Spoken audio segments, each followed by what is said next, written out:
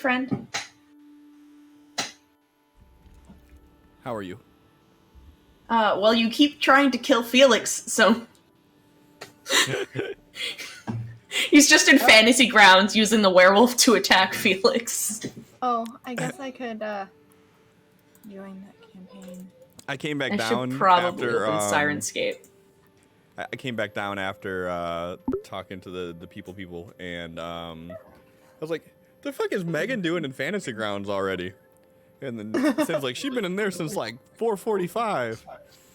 I'm like, Jesus Christ! So I was like, I seen that you were asleep, like I had little ZZZs. So I was like, all right, I'm gonna fuck with Megan. So I dragged the werewolf back into the combat tracker, rolled damage with like 3 times the die.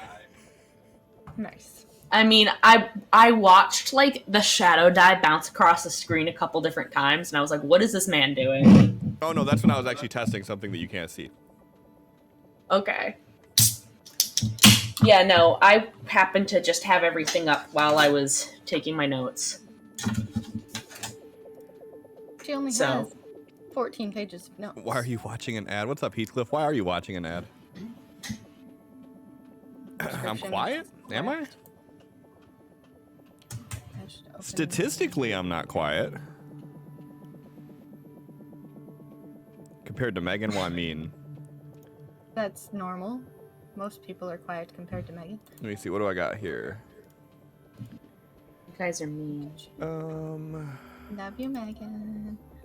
I have my mic capped off at -1, and I have everybody else is capped off at -3.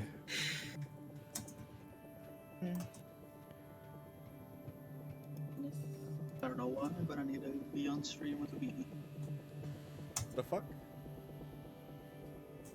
Were you just talking, Sim? I heard like your voice sounded like this. It was really weird. Yeah, it was super echoey and far away.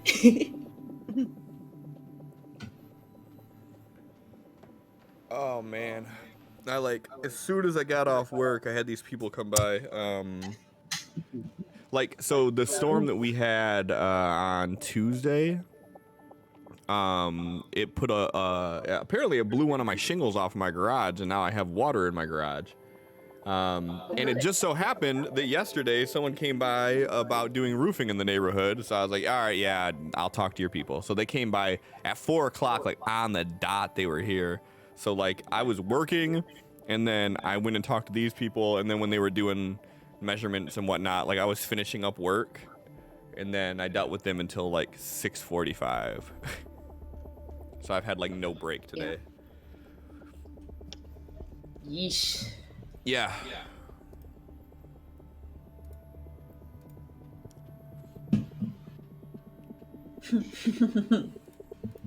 What? The way my headphones are in kind of makes what happens in my mouth a weird echo chamber. And when I took a sip of my drink, I could hear the carbonation. And it was just interesting. She's like, ooh. No, I liked it. It was fun. Megan's gonna pop some ecstasy, plug her ears, and take a sip of soda. And just vibe. Okay.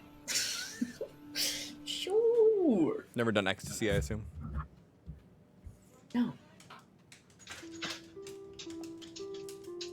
The only drug I've ever taken is pot, and it's not even real. The only drug I've ever taken. Yeah, I'm. Just the way you said it, like the only drug I've ever taken. I ain't is done pot. shit. The marijuanas. I've never done anything harder than pot either. Well, I mean, I've done alcohol way harder than pot, but I've never done any controlled substance or anything like that. Heathcliff with the sub. Oh shit! Look, they got sub goals now. Look at that. It shows that you're 14 of 50. At 50 is our next milestone for unlocking another emote. So get us to 49, because I don't know what the next emote would be.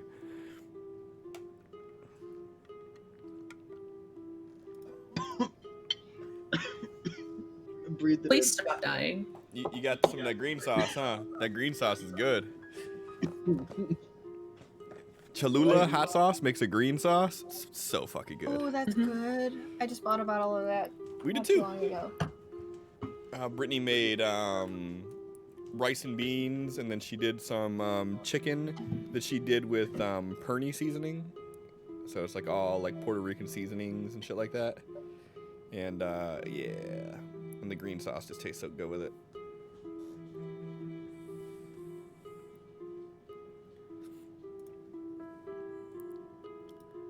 What's going on? What the shit? Hi.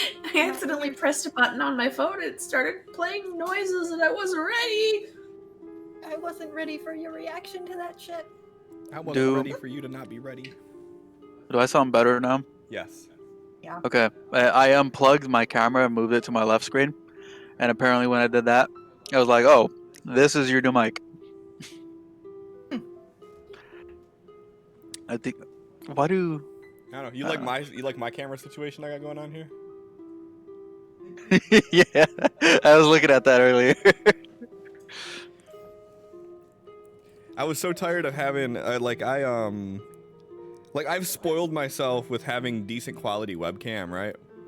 And then for work, I just have my shitty laptop webcam, and it annoyed me.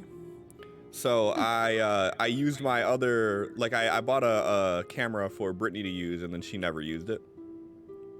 So I've been using it, but they've been side to side on top of my monitor, and it annoyed me that like I couldn't arrange my backdrop in any logical way because like one camera would be over, 4 inches from the other. So I did the only logical thing. There we go. I decided to do the only logical thing and double decker them. I just sent you the picture. Ah, yes, that. Okay. So now my work camera is Watch just it. like here's where this cam is, and the work camera maybe shows like this much extra. Like it's really, really minimal the difference between the two. So It so yeah, works. it works. And now I still got that good quality on work calls. And then there's this company called Displate, which does like basically metal posters. And I'm gonna get some artwork printed up on Displate, 3 or 4 of them, and I'm gonna hang them behind me here, and I'm gonna measure it out so like they're spaced evenly to the background. So I have like 4 of them probably, I'm thinking, and then I'll have them back there. And the Displates are sweet because you just do it's a sticky, like a double-sided industrial strength sticky tape on a big square magnet, and then you put the plate on the magnet, and that's all you got to do to hold it up. So if I ever want to get different artwork printed and switch it out at any time, I just buy a new plate and pull the old one off and switch it out. Nice. Yep. So then I'll have my streaming setup back looking halfway decent, not have to worry about green screen all the time, not have to worry about people walking behind me and shit. It'll be good. We're fucking trying it. We only got 2 minutes. Oh, he'll be here in a minute or two. I mean, he's already in Fantasy Grounds, so we already know he's doing things. Right, he was in Fantasy probably Grounds just- like early actually for him. Right. I don't like that you could see the 2 shadows from my lights. I don't have them on. Looks like I got Mickey Mouse ears. You know, I didn't. That was really the main notice until reason. you said it. I switched my camera over to the left side because of that one spot that was You just didn't right like here. that light that was like it was like 4th dimensional, like it breached Right. the difference between your background and reality. It was so good. Yeah. But I've been using a different background now, and it's not really working. Oh, I gotcha.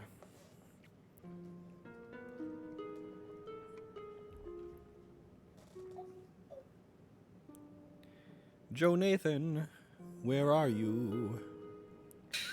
Joe Nathan. Okay. I still have to set up cameras, motherfucker. It's almost as worse as Tarantula. That was so funny.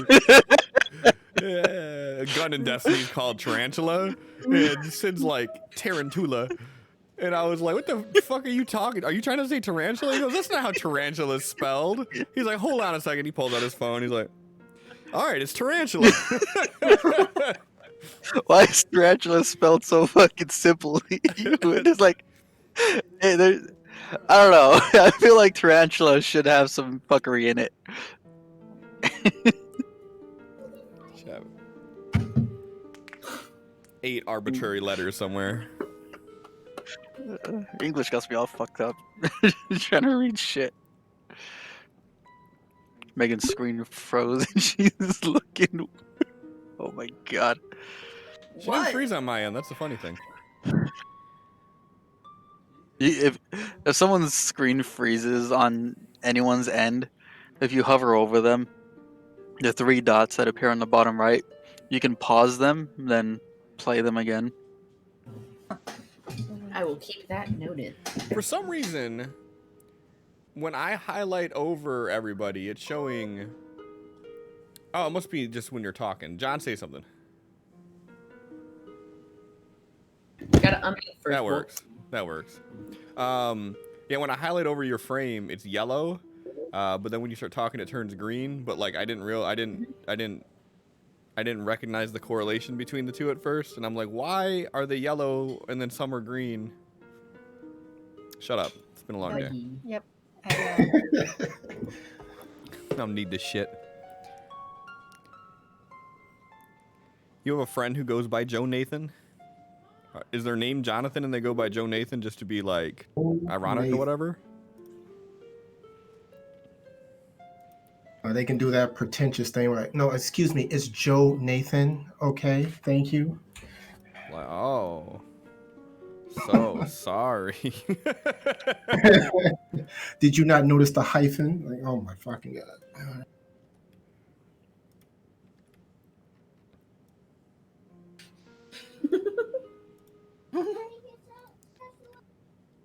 Are you mocking me? You fucked up now, Yeah, Aaron.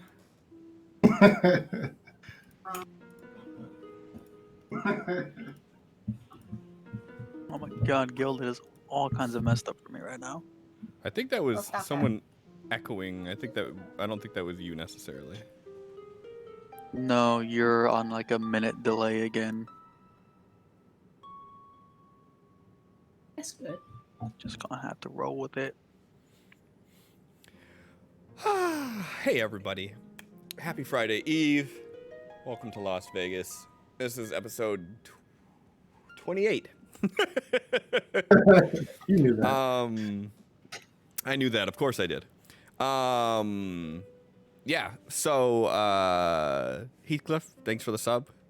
If you look in the chat when you subbed, you can see that there's now a sub goal that shows on there, so that's pretty cool. It actually looks pretty slick how they did that. The reason it says 50 is not that I set a goal of 50, but 50 is the next milestone, which means that we get a new emote. So if you want a new emote, then like that. I have a confession to make about this, right? So I don't feel like I have been fully like giving 100% to this campaign like I wanted to. And I was thinking about that, and I was like, there was so much more I used to do with the other campaigns that I just haven't done. So I started toiling away and started fucking around with some homebrew ideas. Now that I think I have a better understanding of how Savage Worlds works, not a great understanding, but enough to be dangerous. I've been messing around, and I kind of have some neat things that have been snowballing in the right direction. So my apologies to you all as players and to the viewers too. So I think there's a new breath of inspiration in my lungs. So expect to see more of that. Not to mention, I almost killed Felix. That was really good feeling, you know what I mean? Like that, you just get that energy, that adrenaline rush from that near TPK. You know what I'm talking about. Oh, you should definitely be afraid. No, that's all good stuff. It's all good for you guys. Bad for me, because it's just, you know, like, I don't have enough things to take up my time. But good for you guys. So, on that note, I don't have any major updates or anything. Megan, you want to go ahead with recap? Sure. Per usual, I have to put everybody up, put all of the screens down, because I'll just get distracted by something. Alright. That means I get to fuck So last around then session good. started. Yeah, do whatever the fuck you want. I shouldn't have said that. Wait. Too late. Alright. So the elevator door opens on the ground level. In the distance, there we see not the sand we expect, but an ocean. The group is completely stupid, and only Sophie notices that there are corpses and military fatigues that appear to be charred and very much so burned, like those we had found on subfloor 13. She tries to point it out, but X is definitely too focused on the water before he just turns off and goes to look for the RV. Felix is quite clearly slapping himself in the face and is convinced that he's either sleeping or this is not real.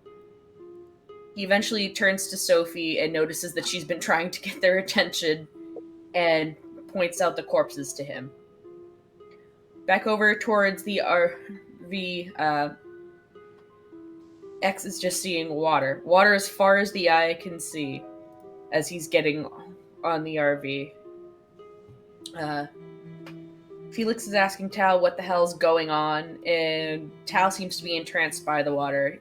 He approaches it and touches it, and his eyes begin to glow as it is filled with the essence.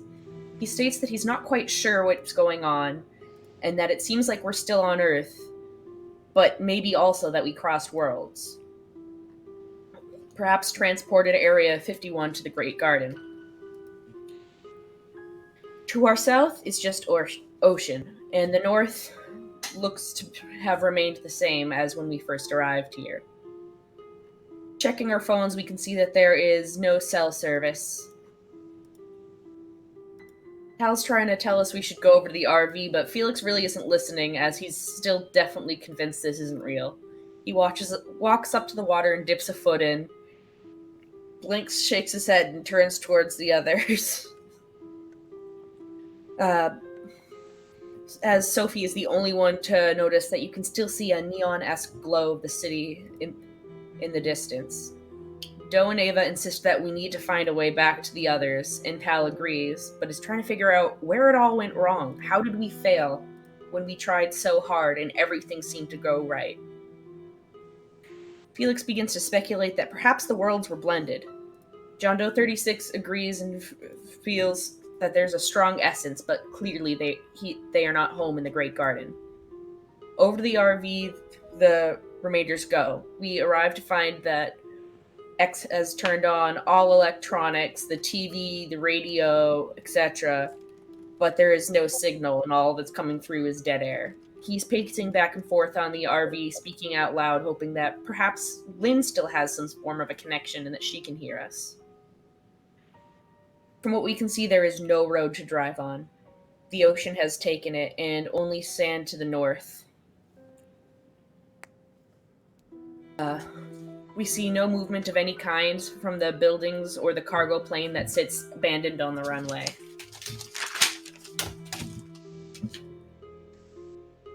Questioning the current state of the world as Felix begins to drive, he wonders aloud to himself, but also half asking the group, if they should be grabbing weapons and supplies from the area around them, and that he worries that dragons or other monsters may have entered the world when this occurred. X dismisses this, saying that cell service should return once we leave Area 51, and we can figure out what's going on from there. And that this is not an apocalypse scenario, and that not everything is worst case, and that Felix needs to calm down. Felix cuts him off mid-sentence, stating that the others didn't get to witness what he did as they were being drained by the brooch, that he had to watch a whole platoon either vanish or seemingly burn from the inside out, and he doesn't know how many people survived this incident or what state this blended world in society has with the chaos that seems to be surrounding. X basically tells him to just drive and attempts to pep talk the rest of the group that we did make progress and that this is a step in the right direction. There's suddenly a large jolt of the RV as Felix cuts the wheel to avoid somebody running in front of it. And he nearly rolls it, but it slams back down into all fours position, luckily. This person continues running towards us. Felix alerts the others, but continues driving, waiting to see what the others want him to do. X tells him to stop, and so he does. This person is an aberrant, and as he's speaking to us, asking if we can understand him, Tal notices that the difference between tongues is blurred, and that you can't quite tell if the language being spoken is English or aberrant when somebody speaks.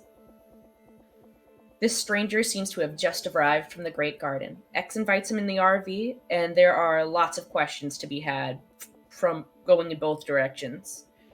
Felix continues to drive up towards the fence, and once we get there, he puts it in park and starts asking who wants to help him dismantle the fence. X immediately stops him and is like, "That's probably electrified."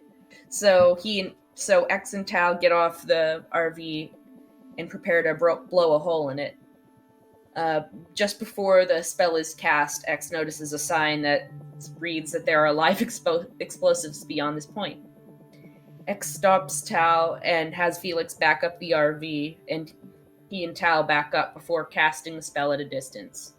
The fence easily breaks, but there are no explosions that follow. Tal kind of questions if maybe this is a scare tactic, and X is like, "No, definitely isn't. Our government doesn't do those. They just kill you."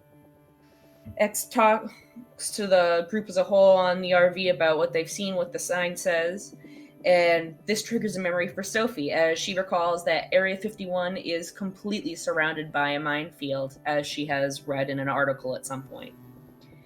It is set up like this so that somebody can't sneak in from the sides or the back, and that you have to go in through the front gate. Tal asks how these mines work, and Sophie recalls that if you step on one, they are triggered, but it's not till you step off that the pressure sets off the explosion. And we start to talk about different ways to potentially get around this. Maybe put autopilot on the plane so it'll drive through the fence and thusly explode a bunch of mines. Or maybe have John Doe 36 use his abilities to increase the gravity over them and trigger them, then release. We decide to wait until John Doe's powers return.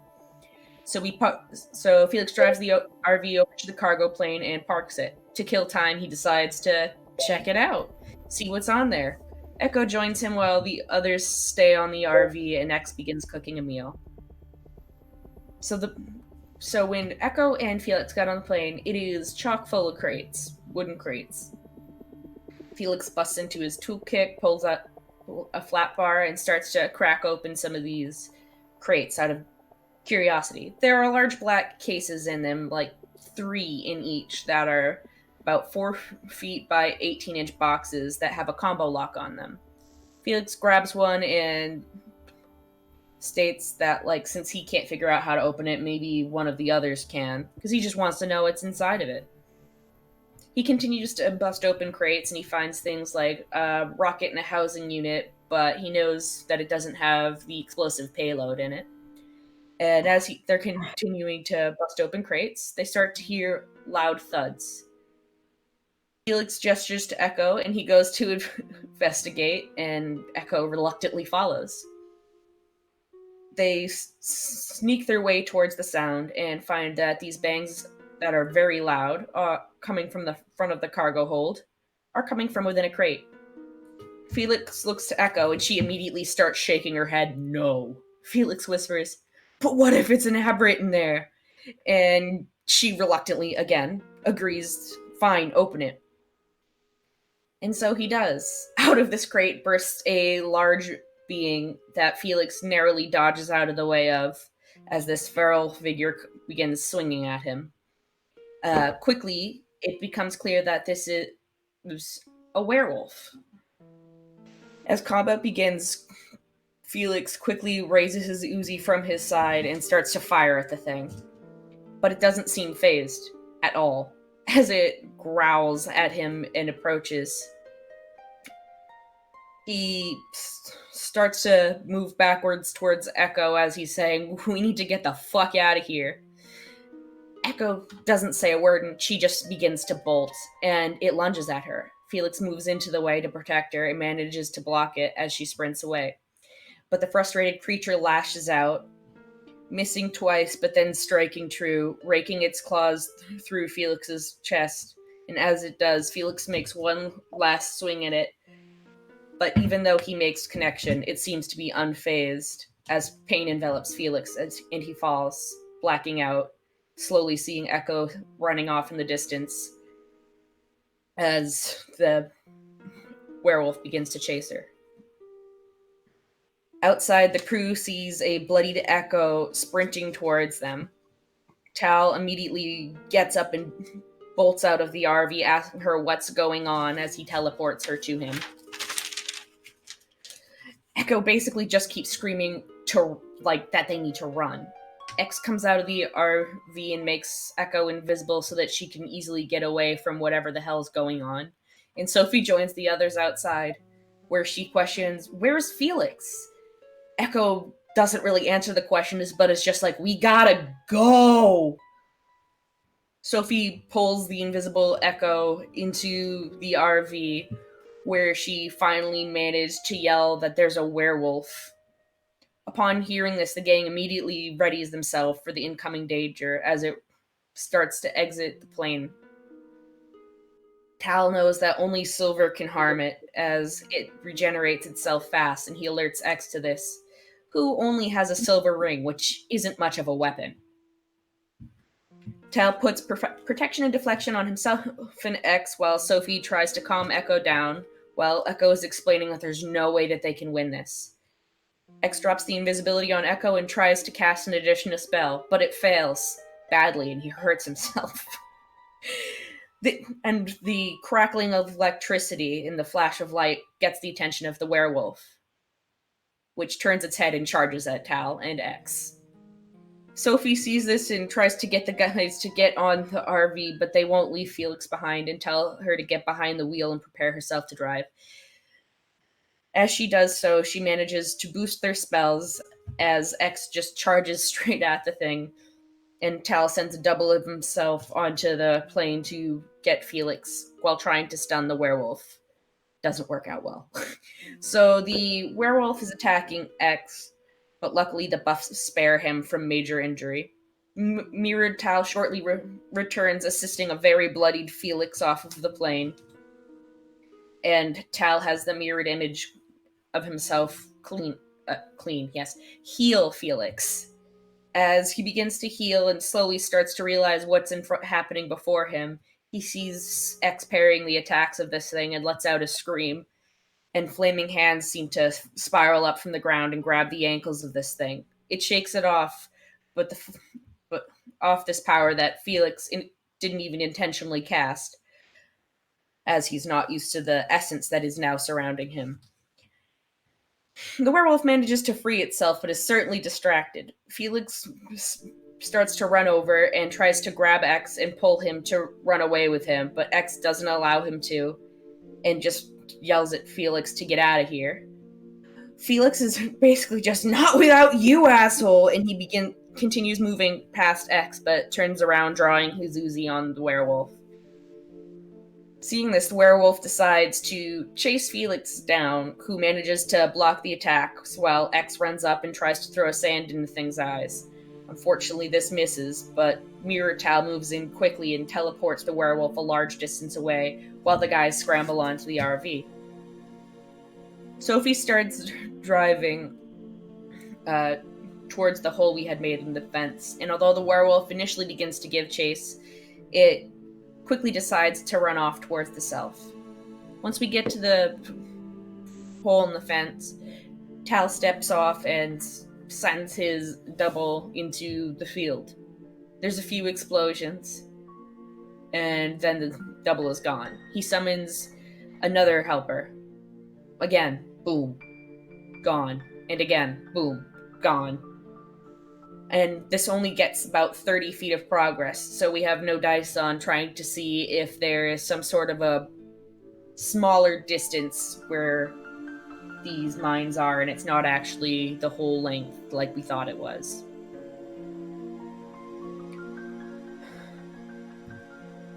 Tal and X begin to look around, and they can't see the next fence, but what they do see is a second moon in the sky. Tal confirms that this is the moon of the garden that is floating in the sky beside Earth's moon. Back on the RV, Felix runs up to hug Echo, who quickly winces in pain. He pulls away and is expressing how sorry he is and blaming himself for the whole situation. X asks what happened, in which Felix tells him that he thought there was an aberrant in the crate, and then he opened it. Pissed off, X draws his knife, and as Felix starts to cry slightly while he's apologizing, John Doe puts his hand on X's blade, stating that we weren't there, that the others weren't there, and that Felix was trying to help what he thought was an aberrant. He can't be faulted for that. X is very grumpily just walks over to the kitchen and continues cooking again. Tal, with the help of Sophie and John Doe, heals Echo, but she's badly scarred. But luckily, she's okay. Felix is watching on, just feeling like this is all his fault. And noticing this, Tal asks if he's okay, to which Felix responds, "I'm alive, but I didn't think I was going to be until you sent in your double." Tal basically just brushes it off and is like, yeah, but there's a lot more to worry about now. John Doe says that the werewolf was one of the many creatures they were testing on here at the facility, and that there's probably more creatures in crates on the plane. Both John Doe and Ava are very adamant that we need to cross the water and find a way back to the other aberrants. And we all acknowledge that, yes, we do, but first we gotta figure out how to get over there. X is passing out the food, basically throws the food at Felix, but instead of eating, Felix just gets up and goes to shower. X heads in his room, and John Doe and Sophie begin discussing that they should be looking in the other building. Sophie drives the RV over to the aircraft hangar where several other aircrafts can be seen in the building. They start to decide who should be going in when Sophie goes to tell X this. X is just like, no more splitting up. We need to rest first, and we'll all go in the morning. No more risks. He then shows Sophie his wounded arms from the blows he was taking from the werewolf. Sophie quickly grabs the first aid kit and helps heal him up, while Felix exits the shower and X essentially just yells at him to go eat his fucking food. Felix flips him off, but does go eat his food. Sophie and Tal notice maybe an hour after everybody starts to settle in for the night and try to get some rest that there's explosions in the distance. They tell everyone, but we don't really do anything about it. And X and Sophie go to keep watch. X tells Sophie that they seem to be the only ones doing things right, and they have quite the chat while they're out there. X asks if Sophie can put her essence in her hands like how the rest do, and explains that he's trying to research further the essence and how this works with everyone. She does, and so Sophie pulls her essence to her hands, and in one hand we see a pink shimmering aura, and in the other a clouded blue aura. In the middle they sort of blend into a purplish gas, and X is just running his fingers through it, saying, "I don't understand how they fear this. It's peaceful." Sophie sighs and says it's because it can be abused, and it's hard to resist. X tries to comfort her as she starts to realize that her family and everyone she knows that are all in Vegas are all currently an unknown. If they're okay, if they're still there, if they've been transported to the garden, or what. Sophie explains that no one in her family is Kurish, and X basically changes the conversation. Is like, yeah, I need to talk to the group more. Asking what she thinks of him, to which he receives awkward stuttering. She says that she seems to mess up every time she tries to say things, which makes her anxious, which makes her freeze up, which makes her stutter, which makes her freeze up and anxious and stutter, and it's a vicious cycle. X says, well, it's actions that matter, not words, to which she says, yes, but I freeze up with actions too. After a bit more stuttering, X is just like, let's just start over. Like, we're just meeting each other in this now new world. Go on, ask me whatever you want. I'm willing to share whatever you want. And Sophie stutters. X sends, basically sighs, and just tells her to go to bed. And he stays out, continuing to keep watch. As the sun rises, there's an odd occlusion in the sky. An orb that seems to be twinkling in the light that's sort of see-through. And that's where the session ended. Yeah. Yeah. Yeah. It's a terrible sound. Yeah, it's a fucking bad sound. Why? I need a I have to- WD-40 that shit. I have to hear it twice. Stop. Megan, turn your volume up really loud and you'll have to hear it 3 times. He won't, because all it will do is bust out my eardrum. Oh, okay. Yeah, perfect recap.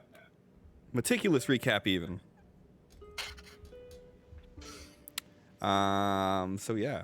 So I guess the only thing left to do is the quick rundown. Player frames. Top left, Benny. Benny lets him reroll, soak damage, insert things into the scene. Top right of the players, they have a card. Card has a number in it. That's how many adventure cards they can play. If that number is 0 and you play any sort of interaction that gives them an additional adventure card, if it doesn't give them an additional play, don't use it, because you'd just be wasting it. Above the players' heads, there are 3 circles.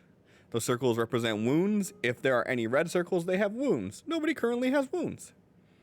On my frame here, I have Benny's as well, but where my adventure card would be, I have an up arrow with a number in it. That's how many raises the players have. They can turn a success into a success with a raise. Players, you have 3 of those. Lastly is the stream loots bar, which is a goal of how many stream loots I would like to sell to help support the channel. Stream loots cards are interactions that allow you to do things like what you just seen, which was Heathcliff playing a card to give the players 4 raises instead of 3. Each card has a bunch of different interactions. You can buy them with real money. It helps support the channel, or you can use your channel points to buy them and then do it for free. So yeah. I think that's everything. It's everything. All right, cool. So, X, you're sitting in the front seat, keeping watch. As the sun starts peeking up, you start noticing this twinkling of light in your peripheral, and as you turn to look, you see like this large orb in the sky, like occluding the sun, and bits of sunlight piercing through in twinkles. Next, we'll just like put his feet up on the dashboard and watch this as everyone's resting. All right. Everybody except for X, feel free to refresh your PowerPoints.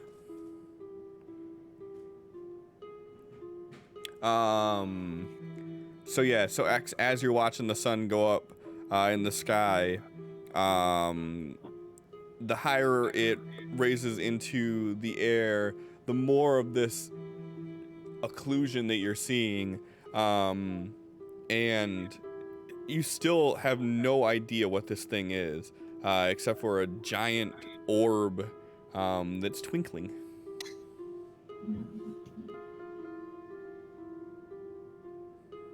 As it starts to get higher up in the sky, he's gonna stop focusing on that and just continue to watch the east.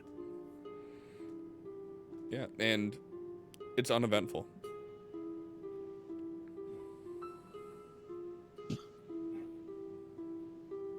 Um, gonna just head off to his bed, and as he's walking by Felix's bunk, he like grabs the mattress and shakes it a little bit, and just continues to walk by, going into his room. As he's walking away, he's like, "Your turn for watch." Felix sits up and there's no complaint as he makes his way to the front seat and just observes what there is to observe. Yeah, so this would be your first time seeing that then. That in the sky to the northeast of where you're at, or where would that be? Southeast of where you're at. You see that large orb in the sky, occluding the sunlight behind it with just twinkles of light shining through. At first he's not sure if he's actually seeing it. He's just like convinced that like maybe he's just seeing a weird spot because he just woke up. He like rubs his eyes and he looks at it again and he's like just kind of like nods and is not sure if he should report it. So he just kind of like walks back to X and was like, "Did you see that thing?" Yeah. And Is it doing anything or is it just sitting there? if it was doing anything, could we go into the sky and put a stop to it? No, but I'd like to know if it was making its way towards us and slowly getting larger or something. Something's just gotta let them be. Nothing you can do about it. Felix just rolls his eyes. Has it changed any or not? It moves in the sky, the way the sun moves in the sky. I don't like the Alright. way the sun moves either. I don't complain about it. Good night. Felix Actually, just rolls his eyes and walks back to the front. Ike's like rubs his eyes. I need to talk to you. What? What? No, this is good. Everyone's asleep. One-on-one. Next, go take the same spot he had when he was talking to Sophie. And, like, pat the other chair for Felix to come sit down. Felix makes a face and then just sits down beside him at the table. Okay.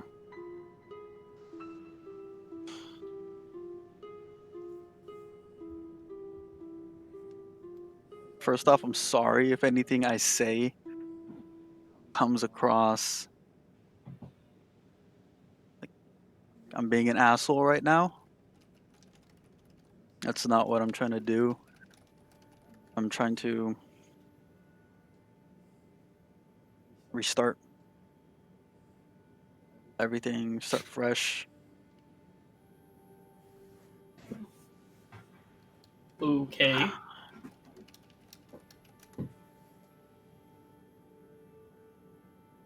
I don't understand most things you do.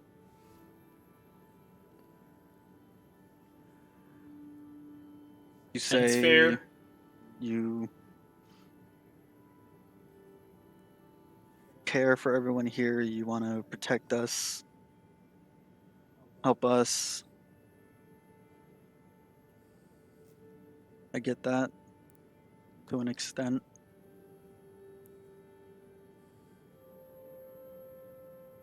I feel the same way about a few of he like looks back, a few of them I made a connection with.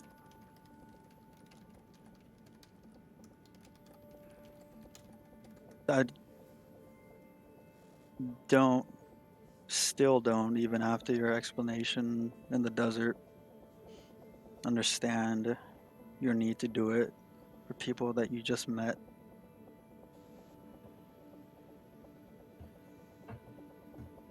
But What it comes whatever down to for your that is I always felt like nobody was ever on my side. Basically, my entire life. Anytime I felt like somebody was on my side, it always later turned out they had some other alternative motive or were just pretending. And I kind of decided nobody should ever have to deal with that. People should always have at least someone on their side. You sacrifice yourself to give other people that feeling Why not? because it's stupid. What else is new? All due respect. Mm-hmm. So, I understand wanting other people to have better lives. Don't ruin yours to achieve that. my life was ruined a long time ago. So, I guess I got some don't extra really. eyeliner and mascara, some black hair dye if you want to go that route, but let's, Shut up. be real What about I this mean and is, what I had for plans in life, irrelevant. they fell apart. All of I us are understand relevant it's now. irrelevant. Yeah, I do. I get that. And I'm explaining my past self, which is what you're asking about. So, what it comes down to is I felt like my life was a wash. If I can do something good with my life and improve somebody else's, then maybe my life was worth something. You still living by that? At this point, it's help who I can and see what I can do to improve everyone else, everything else. I've realized that I've been stupid and impulsive, and everything that happened yesterday definitely could have been avoided if I, but I need to pay more attention. I need to focus. Realize everything I do has fucking consequence, and that it doesn't just affect me. And that's what I'm looking to work on right now. Constantly gonna work to improve myself so I can continue to keep all of you guys safe, because Lord knows every time we get into battle, there's some sort of distraction up front, so the others that need to stay afar can stay afar, and I can keep the danger farther away.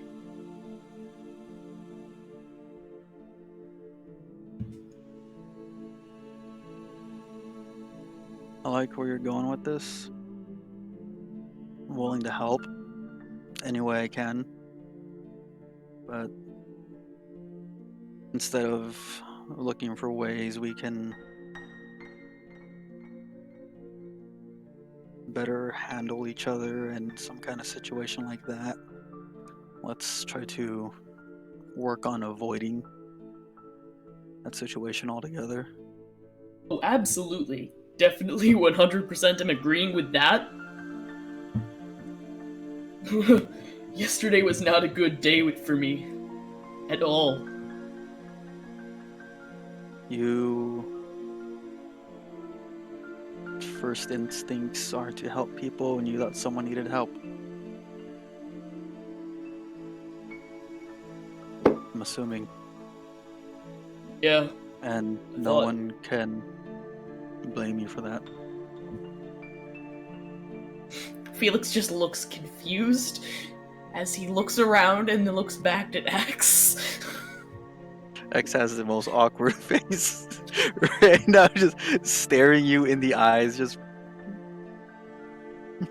That's not what you were saying yesterday as you pulled a knife on me. people were hurt. People could have died. Emotions were tense.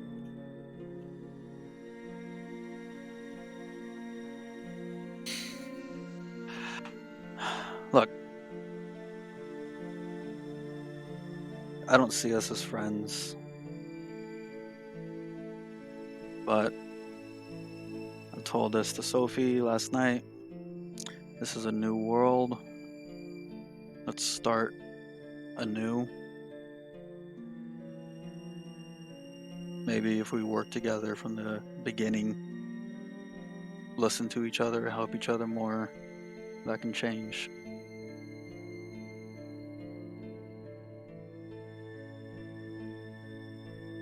Alright, but I'm still gonna consider you a friend. Sure. Even if you're not gonna feel like we're there yet. You're already there for me. X will get up. Even if Like you are stretch. a jackass. Flips you off. I know. I told Sophie the day we all first met. I don't even remember if it was the first day now. You guys all shared stuff about you. Your past in the hotel room. Third day. Do you remember? Well, if you have any questions or things you want to know about me, feel free to ask. I'll be as open as I can. When's your actual birthday? Your website just mentions it's in December. Should have been less than a week now.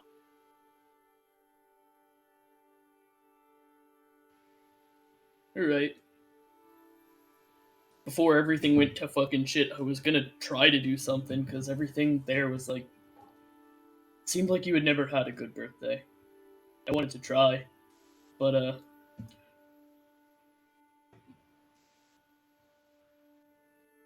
the world kinda said no. Yeah, that's the reoccurring thing around this time of year. I suppose so.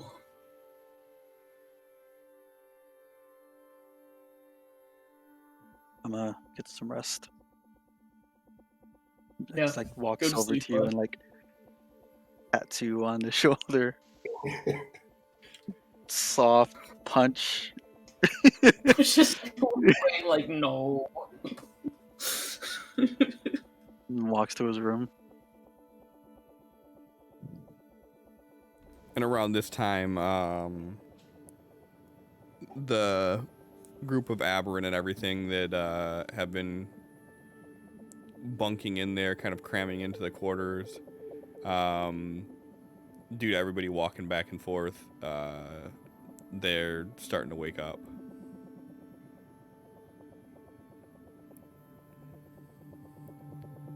And John Doe's like, Tao, you up yet? Kind of.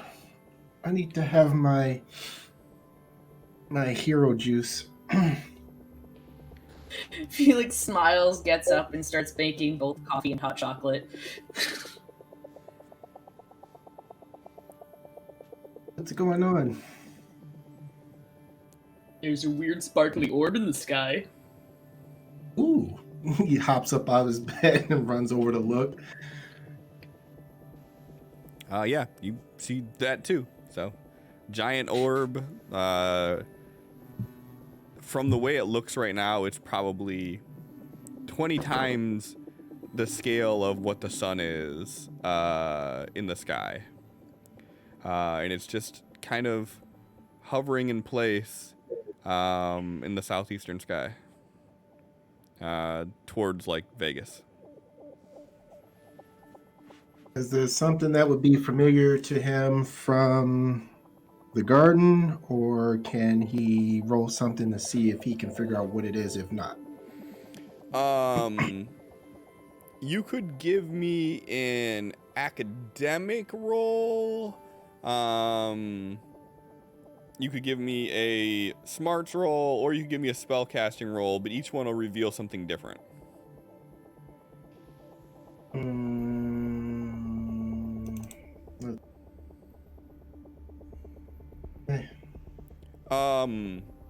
You don't know what it is, but it almost looks like, if you had to guess, it almost looks like a droplet of water that's suspended in air. And the twinkling that you're seeing is like the sunlight refracting through the water, which would give you an indicator that it's moving in one form or another. oh, that's new. Huh. He runs and grabs his notebook and runs back over and opens. Just keeps looking up and then scribbling something. Look up, scribble something. Just continues this cycle for a while. You hear John Doe, I don't think that this juice is any good. It's black. Oh no, Mr. Felix says that's the way it's supposed to be. No, I said some people like it that way, including myself. Others put milk and sugar in it, which he's like already doing for another one, which he just kind of like holds up towards Echo's bunk, which is how she likes it. Milk in juice? Doesn't that curdle? It's not actually juice, that's just what Tal calls it. This is coffee. It's ground beans with hot water sent through it. So tea. Yeah, but different, more caffeinated. Al's is just chocolate in milk, but hot. Whatever chocolate is, I like it. Well, drink your chocolate juice. And Sophie and I spoke yesterday, and we need to figure out how to get back to the people. And we have some ground here we can search. And if that doesn't work, then we'll figure something out.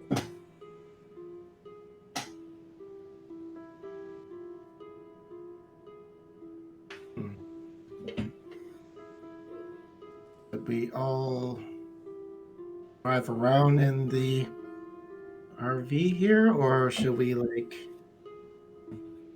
split up in different directions and see if we can find something? I think we've learned our lesson in splitting up the group. Yeah, and with the werewolf still out there, I think that this domicile is probably a safer bet than going out there on foot. Except for when we have to. I mean, we're right beside the hangar right now, so we can check that out, see what's inside. Okay.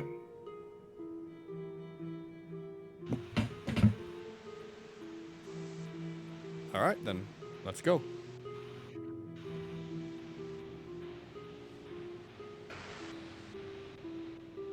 You can bring your Felix juice. walks over. Felix walks over to Sophie's bed and gently wakes her up and is like, "You coming? We can check out the hangar." Yep. Hey. And she'll roll out of bed. I was gonna go to X's room. Mr. X, we're leaving. He's been up all night, Joe. What? Huh? Oh. Where? What's going on? Oh, sorry, I didn't know you were up all night. No, it's. We're going somewhere. We're going to look in I'm the gonna go hangar. check out. Yeah. Axel like open the door. He's just in his pajama bottoms right now. What? We need to get Trying to moving. figure out how to get out of this place. Okay. I'll get ready. You sure, bud? Mhm. Right. This ain't shit. I used to do this every day.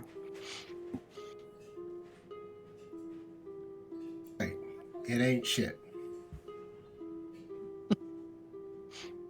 Axel close the door and come out a minute later dressed. Grab your chocolate juice. We need to go. Got it. Oh. I'm fine.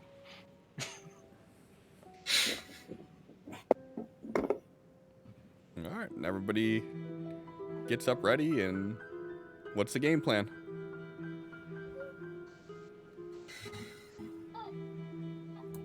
Before we even open the doors to the RV, want to do a notice check to see if there's anything about that looks threatening. Sure. Go ahead and give me a notice roll.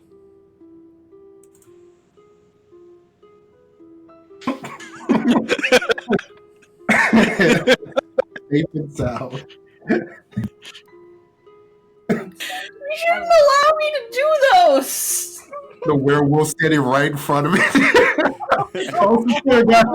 Steps out. Can't see through the foggy window of the fucking werewolf's breath breathing on it. Like, no, we're good to go, I guess.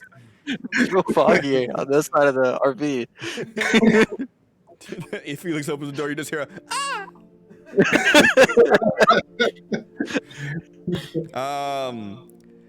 yeah. So anyways, with the coast seemingly clear. Megan, go ahead and give me an agility roll. Or I'm sorry, an athletics roll, Oh, no. rather. Why would... It's fine. Okay, we're good. That's fine. Oh, boo. All right. I am gonna say that you are shaken as you look around. The coast looks clear. You open the door. You miss the first step, and you just tumble out of the RV. Oh no. He just sits on the ground a moment, sighs before getting up and continuing off. Tal, I think that this juice is bad. I think it takes a minute to kick in. It gives him his superpowers. Axel like wander up to Felix and like dust off his bag, like lean in. I'll wake you up too early, man. You okay? I have had like 3 sips of my coffee, dude. Okay. He finishes dusting him off. Felix is just kind of laughing as he's just like looking around. He's like, alright, I guess here we go. Yep, I'm awake now. Yeah, me too. Is everyone coming, Cliff, or just... Looks like everyone's coming. You guys already made it clear you don't want to split the group or anything, so Okay. everyone's piling in. and how about our new friend, Steve? I don't know. I just named him. Yep, Steve's coming with you too. Great. While we're all walking, Felix just kind of like transly looks at John Doe and he goes, Since the language line is kind of blurred right now, what's your name? He kind of like squints and he looks over at Tal. They like labels here because they are limited to vocal speech usually. It helps them to identify each other. I mean, I know you told me your name was, and Felix goes to say the way it was an aberrant. Sure. Give me a smarts roll. See if you can remember. Yeah. So, God damn it! It's still giving you that Joker I don't know bonus. why You I'm don't getting have a a Joker Joker. bonus, that's fine. You don't have a Joker. It's fine! I think I deserve it after last session. I don't. So you. A whole half a week. So with like perfect diction, you pronounce Dalrian. Felix then pauses and he goes, "All right, Dalrian."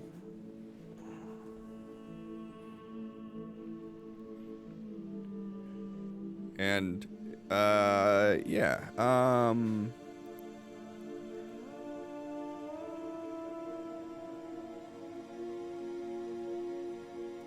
John Doe smiles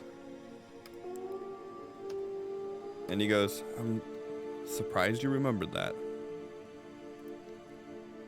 He shrugs and he goes, "I may be an idiot, but I do have a memory."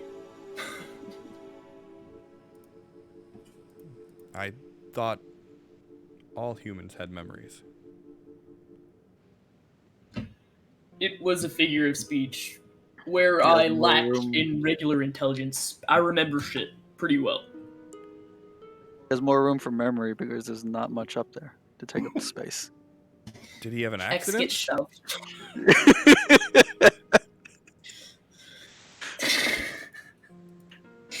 Felix is just chuckling to himself and he goes, "No. I tend to put myself down for the sake of humor so nobody else does. Anyways, what it comes down to is I'm just not a very intelligent person." I think it's because Mr. Felix was recently in the hospital for hitting his head really hard. So Dove into a wall. I fell off Shut of a building. You'll get over it. And he starts walking. up. see, you'll get better too, Mr. Felix. X like hurries up. I got struck by lightning. I Beat hate that. you all. He leans in a towel. Aren't all words figures of speech? Yeah, they say things that don't mean what they're supposed to, and it helps them to understand each other. It's very redundant. You know. All right, and he starts walking into the hangar area. As I said before, this hangar area, the doors are still closed on it, and it's only about 50, maybe 100 feet away from the plane that you were on. It's not far away from it at all. You see that there's the large hangar door, and then you see that just like the first one that you went into, there's a smaller door as well.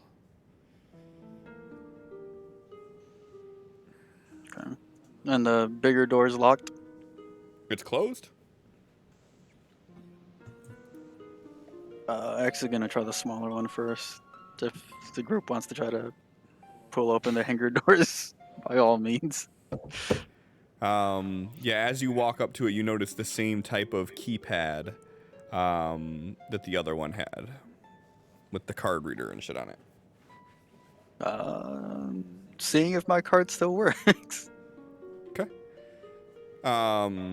Yeah, surprisingly it does. Oh shit. In game, oh shit. He opens the door. Alright, I got a access pass around here apparently. That's handy. Alright, everyone in, grab a buddy, stay with your buddy. Let's look around. Do you have your exit buddy?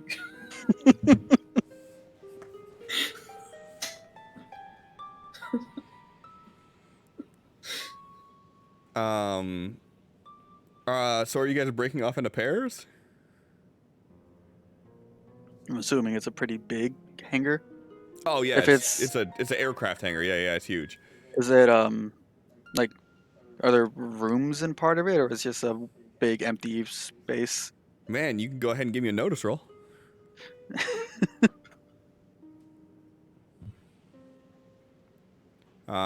Everybody go ahead and give me a notice roll.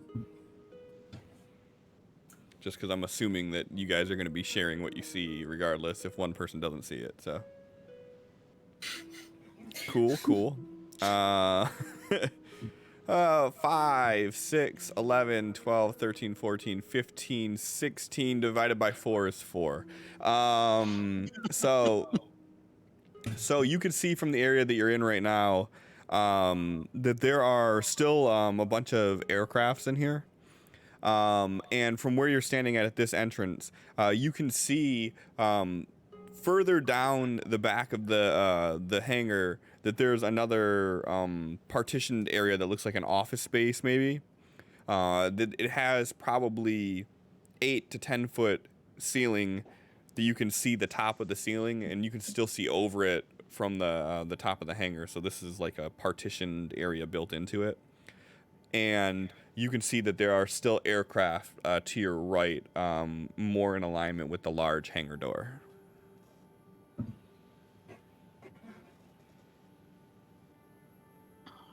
So last session you had said that I could see crates in the hangar. Is this the same hangar referred to as last session? There are still crates? There are still crates.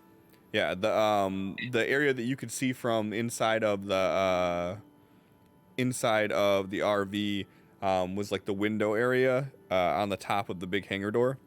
And from inside that you could see the crates, and from where you're standing at, they are further off into the back.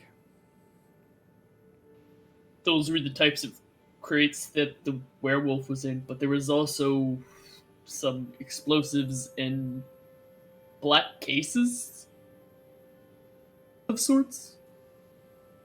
Rex will step in and just whistle as loud as he can. Okay, so you let a whistle out and it echoes throughout the... Actually, you know what? Just for funsies, go ahead and give me a performance roll. I have dry lips. Okay. That's It was a a very 5. sexy whistle. That's a 5. Attractive does not play No, into it's this a one. sexy whistle. No, it's not sexy. It's just a regular old whistle. So yeah, you let it out and you just hear it echo throughout the walls. Like a hand in front of everyone. Make sure no one like moves or anything so he can hear. If he hears thumping or footsteps or anything.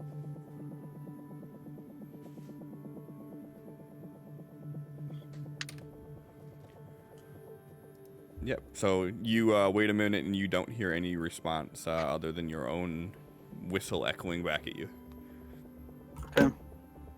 Like I said, grab someone, start looking around.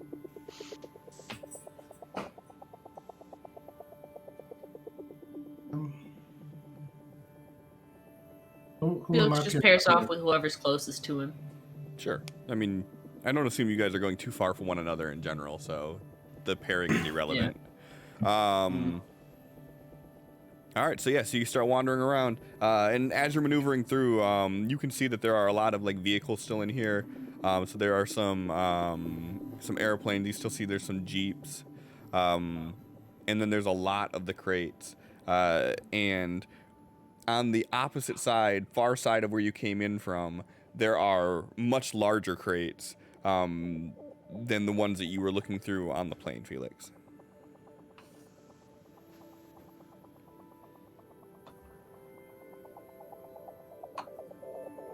Says to the others, just in case there's anything that could be of use in the crates, would you like me to open them? It's what we're in here for. I say go for it. Give it a knock. That was the plan.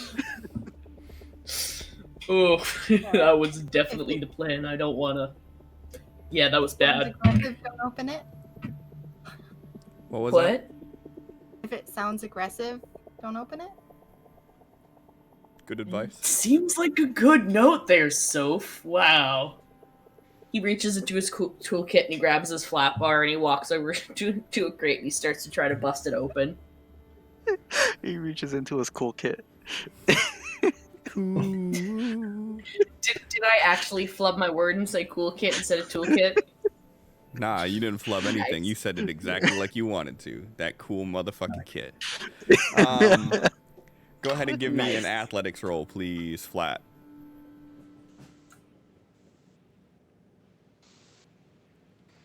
Coffee's kicking in.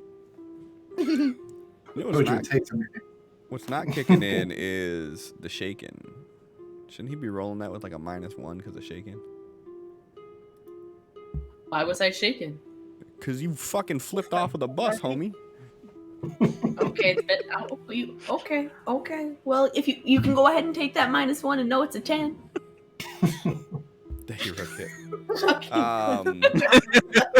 The 10 or 11 is both fine. So you start breaking down the box with ease. Seemingly have your technique down pat from yesterday's practice round. So you put the flat bar in and pry, and you hear the clink clink of the metal, and you pop it open. And inside of this box, you see another rack with the 3 cases on it. He just kind of calls over, X, these shits are locked, and he just continues on to the next one. Oh. Acts like starts walking with a perk in his step. We know your expertise. I know Echo had like 1 set of clothes. Is she still wearing the torn ass shirt? No, because you guys already bought her additional clothes. So she at least has a additional shirt she could use. So I assume that she would have switched into that, or that someone would have gave her a t-shirt or something to wear. I don't see her walking around with a crusty ass, bloody backed, tore open shirt. It's not like Felix didn't buy like a 20-pack of t-shirts for himself, so he could have just easily been like, here you go, it's gonna be huge on you. Looks like a dress. Hey, t-shirt dresses are in style. Not in 2015, but currently. Ex will make his way over to these things that Felix is pulling out. Yeah, so you see that there are these locked crates, about 4 feet long, 18 inches wide, a few inches deep, and it has like a type of combination lock on the front of it. Let's see what I can do with this shit. Pull out his fucking thieves' tools and shit. Whatever the modern day. A lockpick? Yeah. Thieves' tools, because I can do other shit than just open locks with them. Okay. You go on with your bad self, Leroy Brown. Yeah, you can stab somebody in the eye with it. After doing a little bit of fiddling with it, you manage to get the case open. And inside of it, you see something that looks vaguely familiar to like an assault rifle, but it looks weird. It looks plasticky. So it has the vague semblance of an assault rifle, but it definitely looks different.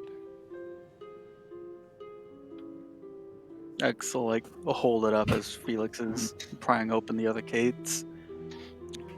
It looks like a Nerf gun. I'm pretty sure it's a lot more deadly than that, since, you know, Area 51 and shit, but... Nah, it's definitely further a fucking Christmas holiday social. He's joking as he's busting open the next one. And he looks over his shoulder to see what X is holding. Are Nerf guns particularly deadly to humans? Like, Nerf gun's a child toy. toy weapons. John Doe leans in. They give their children guns?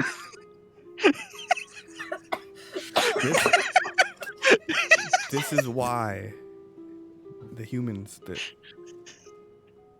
I know. I think it's part of their conditioning.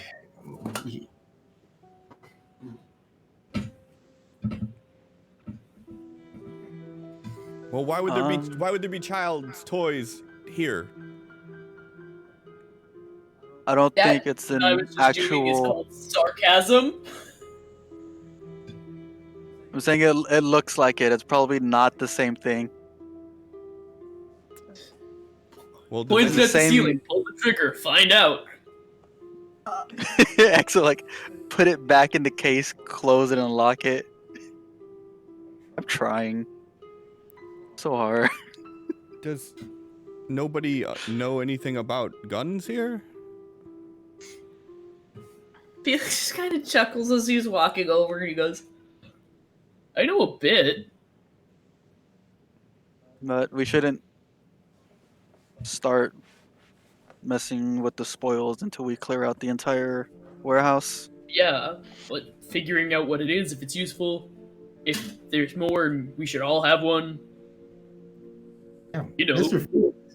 Mr. Felix is a gun expert. Like, he knows how to shoot and kill a whole bunch of people with them, and like he knows them so well that like bullets can't hurt him. Like, he's been shot like a whole lot of times and they can't kill him. It's amazing. So we should just test this on him then, and then see what the effect is. Well, Callie, I don't think that will work No, because no, he's a no. What? I'm not Sophie. immune to guns. It hurts like fuck every time I get shot. I know. I've been shot too. Like right here. You see with the mark? Like, yeah, I've been shot too. I know. I get it. Yeah, it fucking hurts. Please don't shoot me with it.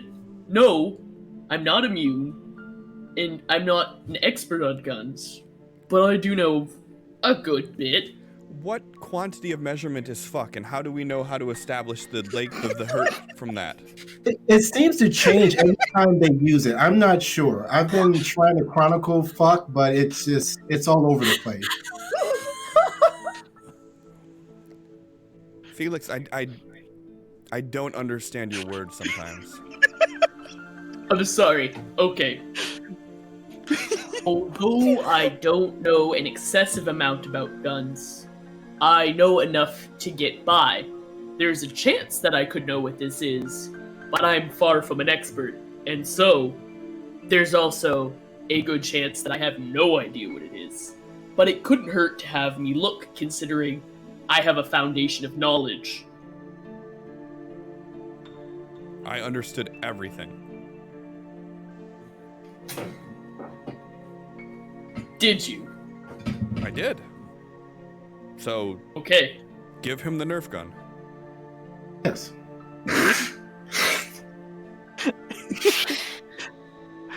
Whole time this conversation is going. Whole time, Axel just looking at you, smiling while you're explaining this. This is great. Opens it and hands it to you. Felix is just trying to contain himself from laughing as he's looking it over because his brain's like, yup, sure is a Nerf gun. Of course, he's not saying that out loud because it's too easy to confuse the aberrant, but he is making that joke to himself in his head. Go ahead and give me a shooting roll, not as in shooting the gun, but as in a substitute for knowledge of guns. Let's see how this thing works. Pull the trigger. Let's see how this works.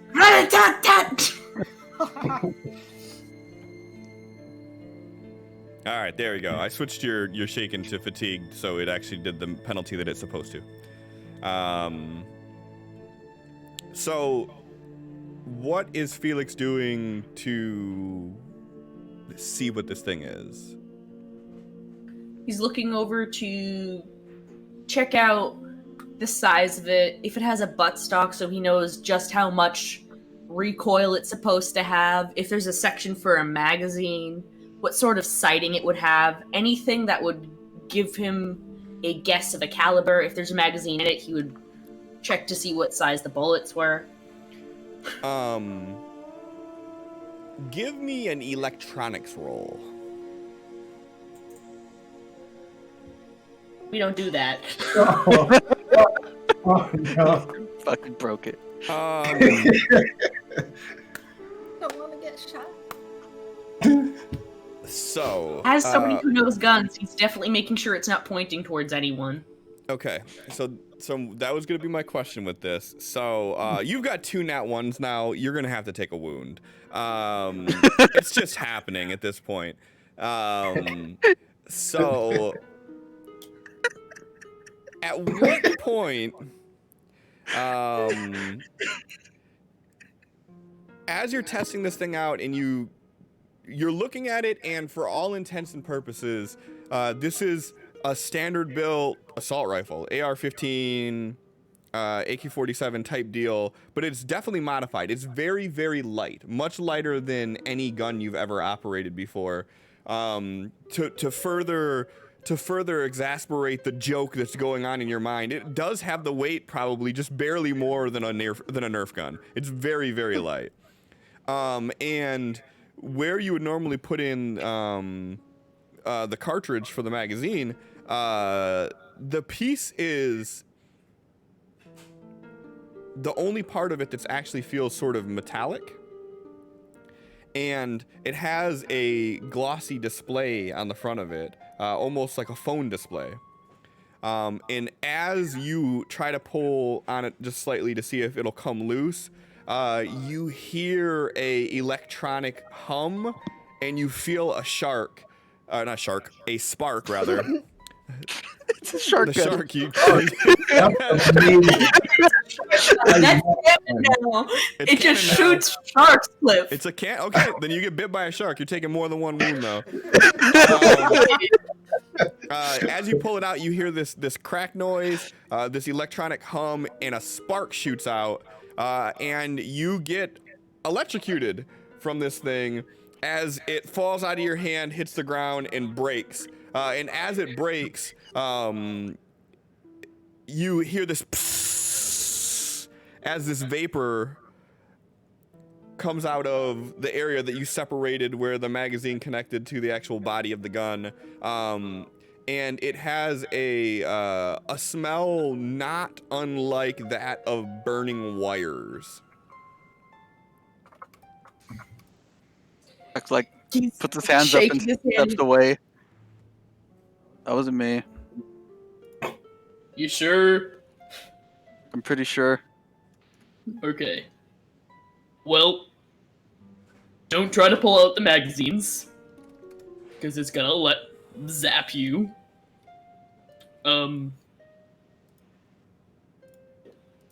You okay, Mr. Seems Felix? like a basic rifle, but it's definitely not a basic rifle, and it's extremely light. It's like an AR-15. You okay? I mean,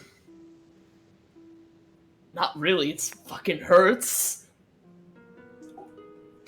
Like tap Tal on the shoulder. he tested it. He leans over to John Doe. See? Their weapons can't hurt him. He walks over.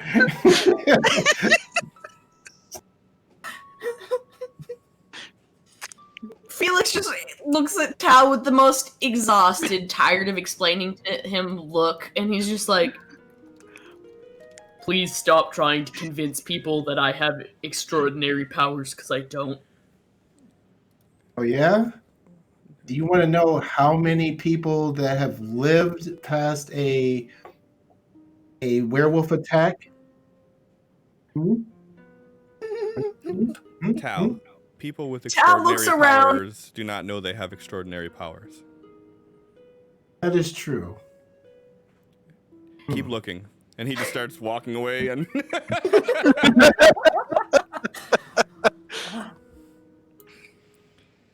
He's got like the grin as he's like casting his powers on Felix.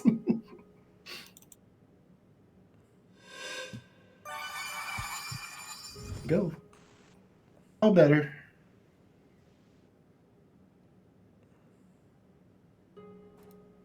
Max will pop open another one, grab the rifle, and take it out of the hanger. Are you taking the rifle? Not the one that he broke. One of the other containers. Okay, you taking the whole case or just the rifle? Just the rifle. Okay. Yeah, so you pop open the second one, and it is the same type of weapon. Okay. Motions to Sophie to follow him. test it on Sophie. Yeah, great idea. Things go better when she's around. And he's like holding this like away from himself as he's walking.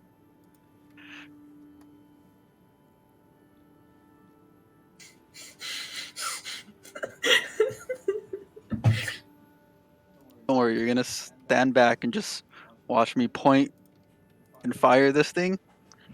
And if I explode, at least someone's there to maybe do something. Okay.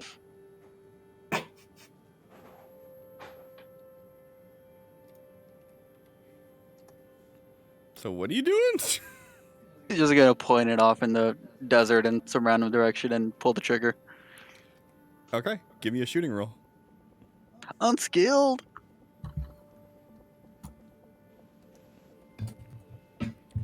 It's easy. It's because Sophie's there. You pull the trigger. You even Nothing asked her to do happens. He's like, click, click. And he starts moving around like, is there an on switch to this shit? Maybe you should have taken the gun guy with you, and not Sophie. Still think this was the best option. What's Felix doing while they walk out, separating themselves from the group, like X specifically said not to do? Considering it's X, and X is the one who said not to split the group, if he's going like too far, if he's going like out of line of sight, Felix would just yell out, "I thought we weren't splitting the group." But if he's still somewhat within line of sight, he's just gonna walk over to the next crate, tap, tap, tap with the flat bar. If no reaction, pull it open. So how far away are you walking, X? Are you actually going outside? 2 steps outside. Okay. Just so he can aim it at nothing Okay. instead So of like basically inside a shooting wall. from the doorway out? Mhm. Okay. So yeah, so Felix, you walk over to the next one, and as you're walking up to it, you feel a slosh in your feet, and you look down, and this crate that you're standing next to has a pool of water around it. Just a puddle. I guess a pool is an over-dramatization. Tap, tap, tap. Nothing.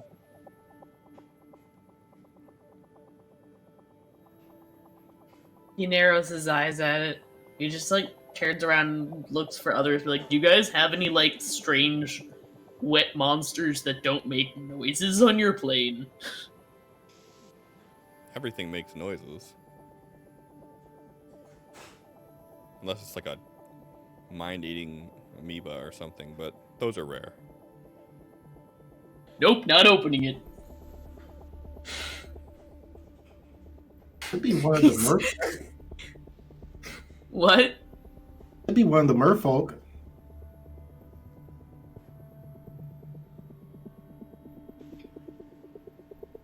Felix just kind of stands and looks around at the group, and he's like, "Alright, all in favor of me opening this crate with a suspicious puddle?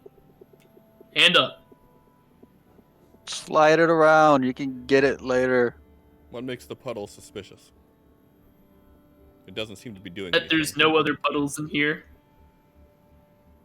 I can't see that we don't know what the puddle is. We could assume it's water, but there's plenty of other clear, colorless, unscented liquids. I just don't know if it's hazardous. You can open it and see. You could always taste the water.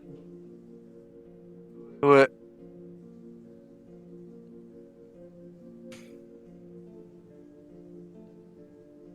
No, I'm not going to Oh. taste the liquid.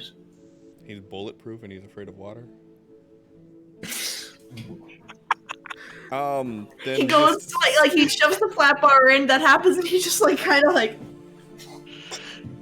It's just, if you don't feel comfortable opening it, don't open it. It's his weakness. We're gonna walk. Your weakness, bitch. We don't know that yet.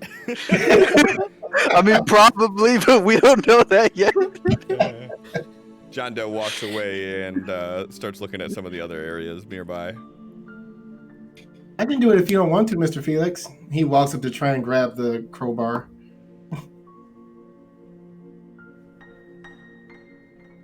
Hell, if you want me to open it, I will open it. What if we just wait, save this one for later, so that way if there's more liquid in it, it doesn't damage surrounding crates or whatever might be in them?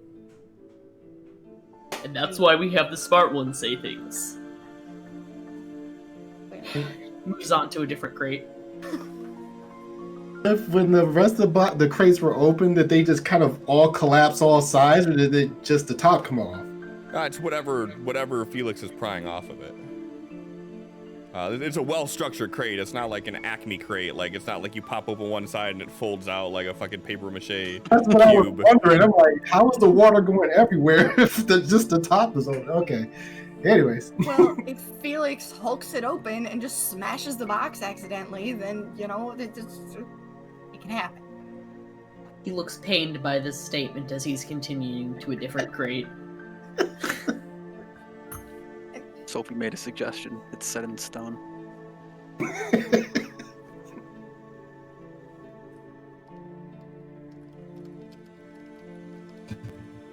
Aims it back at the door, pulls the trigger. I think this one's broken.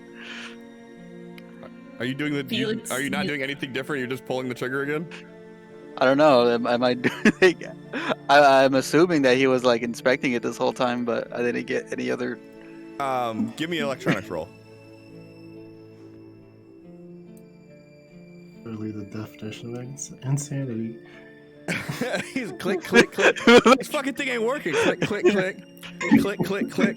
Click, click, click. Hold on, let me try. Click, click, click. I thought that would work. I don't know.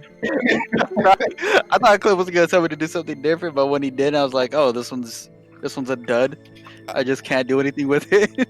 So as you pull the trigger on it, you notice that the little panel on the magazine lights up, and you see that there are 4 boxes that are stacked on top of one another, and they span the entire height of the magazine. No other indicators. And it's like a touchscreen type material or something. That's an assessment you can make, sure. Yep. All right. Look at that, Sophie. I'm gonna start pressing shit. Step back. Okay. Take a step back and kind of watch what he's doing. All right, let's I'm gonna assume that each of these boxes stacked on top of each other are like power levels or something. So he's gonna like start at the bottom, press it, try to pull the trigger. As you press it, it lights up like a solid white color underneath your finger. And then you pull the trigger and nothing happens. So if I keep holding it, then pull the trigger? Nothing happens. You notice that every time you pull the trigger that the box goes back to being not solid colored, and then as soon as you let go of the trigger, it goes back to solid color again.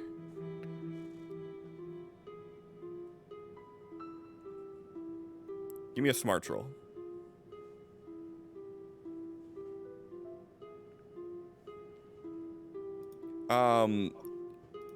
It almost reminds you of like a password screen on a phone.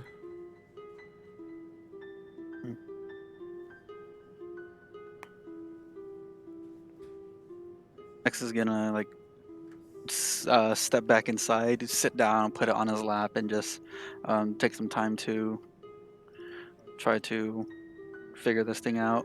Sure. You can spend the next 30 minutes on a failure, 15 minutes on a success, with a electronics roll with a -4.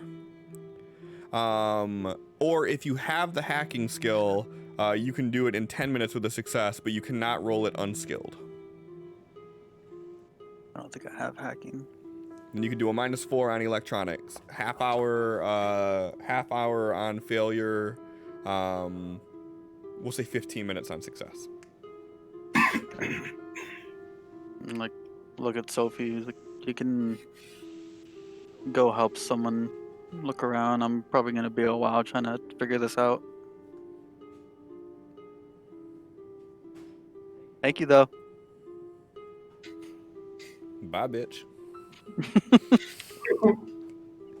Leave me alone. I must do the thinking. Have fun with that, I guess. Wander over. So close to an ace. So yeah, so you can spend the next 15 minutes fiddling around with this and then figuring it out. All right, Felix, you're still opening boxes? Yeah, until he's told to otherwise or sees something that is not an aircraft or jeep that catches his attention. Okay. Sophie, what are you doing?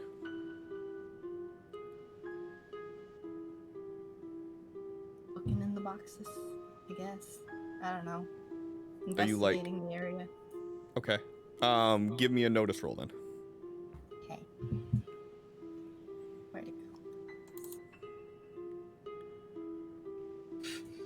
Oh, but this is a failure!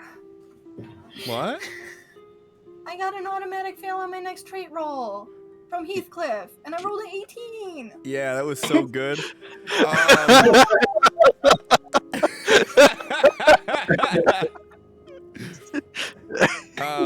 So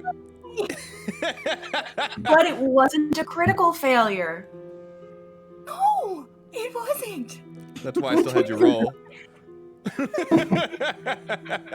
18 was damn good though. You don't see a damn thing though. So yeah, so you start looking around and like nothing is really popping out at you. Like maybe you're distracted from Felix talking about the water in the one crate and then moving past it and not opening it. Maybe your curiosity is getting the best of you, but you're not able to really focus on anything that's crazy going on right now. So you're kind of meandering about and seeing if you could find anything of interest. Tal, what are you doing? Trying to open the crate with the water at the bottom. Okay. Do you have anything He to does open it not with? have my flat bar. I do not. Okay. Are you just trying to Blast brute it force open. it? Yes. Okay. I'm gonna need an athletics roll at a -4.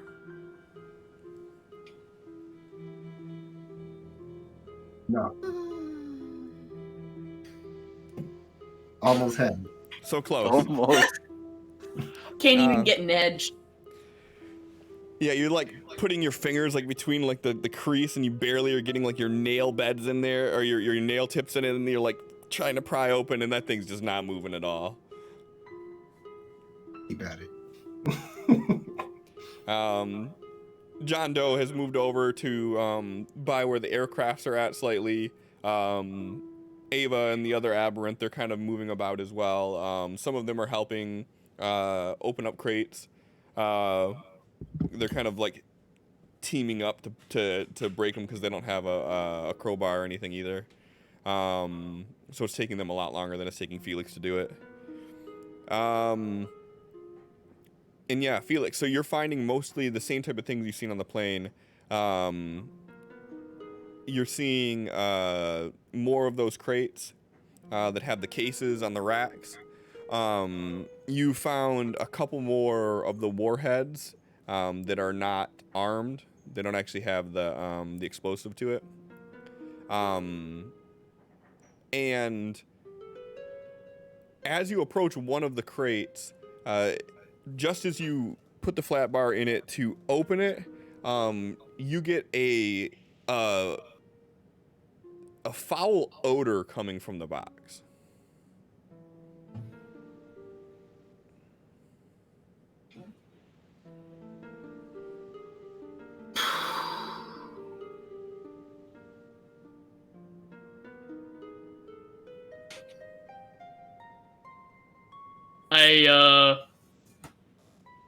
So this one stinks.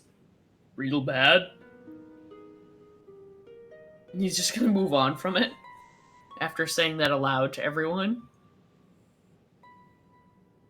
But again, as a note, he's like tapping the top of them, so if there's anything living in any of these, they will more than likely respond.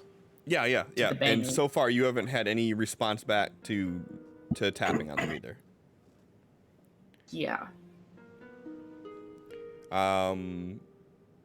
And John Doe kind of looks at Sophie and he's like, points up at the plane. You think we could fly one of these?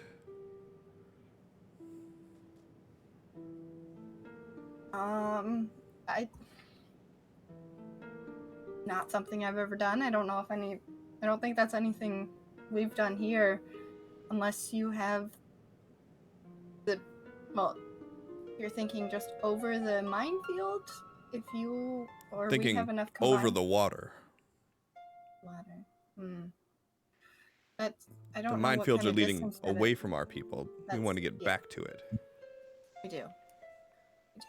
Definitely. I've seen people ride dragons. It can't be any harder than that. Sophie can do anything. So Felix, as he's continuing along his way, he's just like, I'm not getting in one of those things. in them, you're supposed to sit on top of them, aren't you? No, Nope. no, not these. We inside. Sort of like how the RV works. You have to control it from the inside. Pilot it. That's silly. You're protected by its outer shell that way. Right, but where do you hold on to the reins? You steer it from It's inside. not a sentient being. Oh, Like it's like how the RV has a wheel, yeah, has it's something like like an RV that flies. So but very, you and very Sophie different. should be able to do that no problem. You just No. drive it in the air. No. There are a lot more No. controls, and there's a lot more that goes into it, and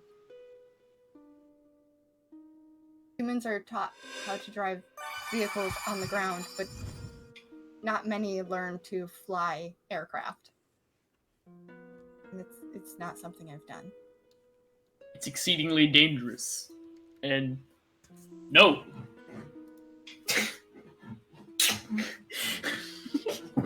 So is riding a dragon. Mm-hmm. Felix just turns sides and goes, "Look, I don't do heights. And if you put me behind the wheel of it, it's not gonna go well, because I'm gonna panic." That's fine. Sophie's a better driver anyways.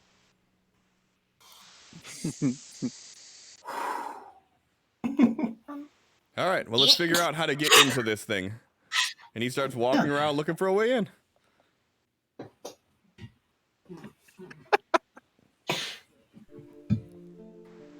What's wrong with Sophie? Felix is trying so hard with this man.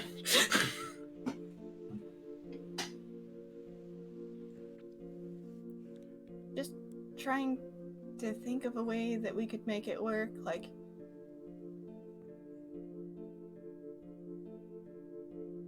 if We got a lot of pieces of wood. Yeah. Why don't we build a boat?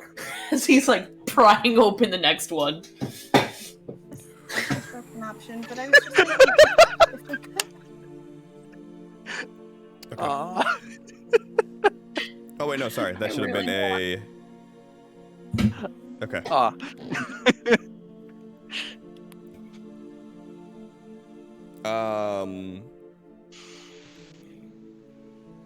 Yeah, you see John Doe to the side of you, and you see him kind of hover off the ground for a second, and then he just drops and he like catches himself.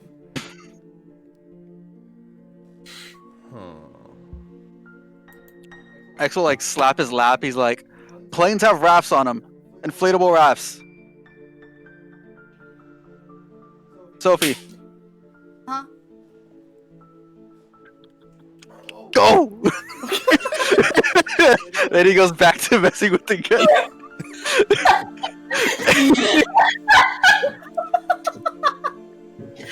Go, Feet. That is right. Eat Cliff. I demand a clip.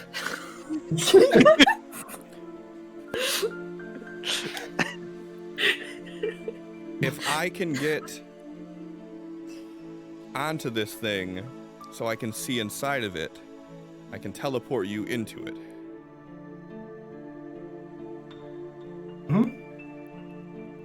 Is it locked? He's like walking underneath, like he's standing underneath this thing that is clearly taller than him, and he's like, how do you tell? So you know what, y'all got this. Felix looks around for any of those rolling staircase things that you'd put up next to a plane that would actually reach up to where the door of a fucking plane is. Okay, Sure, but give me a notice roll. Is there anything open, like ramp open? No, not on this plane there is not. Okay. All right. I figure we should start with our eyes. Sure, Felix, you see one. It's pushed off towards the back. But yeah, you see one of the like scaffolding staircases on the wheels. He jogs over, grabs it, and starts wheeling it towards one of the plane's door wing entrance thing. You know what I'm saying. Sure. Yeah, so you push it up next to it, then what? Lock the wheels, ascend the stairs, and see if there's like a handle or something to open the door. Yeah, as you're searching for the handle, John Doe's like, I thought you were afraid of heights.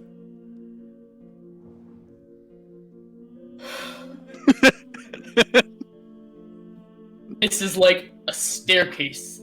This is not a bad height. Look down. If I was maybe halfway up the wall in this building, I'd probably freak out. But I'm not. As he's trying to open the door, remaining calm, not getting annoyed by the stupid questions of the fucking aberrant. Yeah, you open the handle and the door opens right up. You did it, Mr. Felix. Felix just shakes his head and he walks in the plane. John Doe follows behind. I'll follow up. He's looking to see if he can find the emergency raft that X referred to. So you're going like off to the left towards like the cargo area. Huh? Like there's gonna be like the cockpit area, and then there's gonna be a cargo area. Sure, cargo area. That Okay. makes sense. Then- Wherever you would find things like a safety raft. Does Felix know where you would find a safety raft? Because if not, then you get to Megan assumes it decide. would be by a different door that has like wherever you'd be jumping out for safety. I feel like Felix This would is know not a where this all is not the a safety- this is not a personnel plane. This is a cargo plane. This is not like, yeah. Yes, whatever people are on a plane, like the drivers, they still need to leave if something goes wrong. So by that door, there is probably The door you just came a in, safety raft. Yeah, which is probably the only door on the plane, right? other than the cargo bay, yes. Yes. So he's going to look for what they have there, be it a safety raft or parachutes or any of the like. Okay. You do not find any safety rafts there, no. You do find parachutes, but there are definitely no safety rafts near where you're at. As you're searching there, John Doe goes to your right into like the cockpit area. Seeing him go in the cockpit area, Felix immediately stops what he's doing and follows him and is like, What you doing? This looks basically the same as the other contraption. It's got the buttons, it's got the steering, it's got the glass. I can assure you it's not. It takes a lot of skill, a lot of training, and when they're training you, they usually have you on simulations on a computer, so you can't actually kill everyone in the process. Oh, that's why we have Miss Sophie.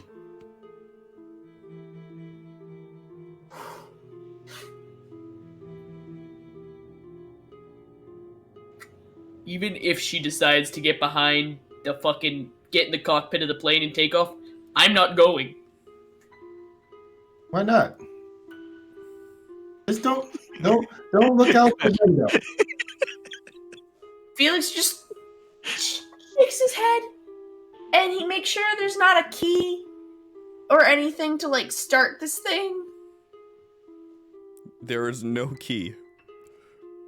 Good. And now he's going to move to the cargo portion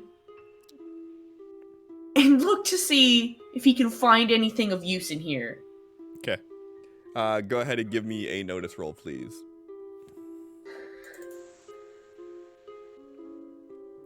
All right. Benjamin. Okay. Fuck! Fine. 3. You got more bennies if you want to use them. Last time I used a lot of bennies, I almost died. That's true.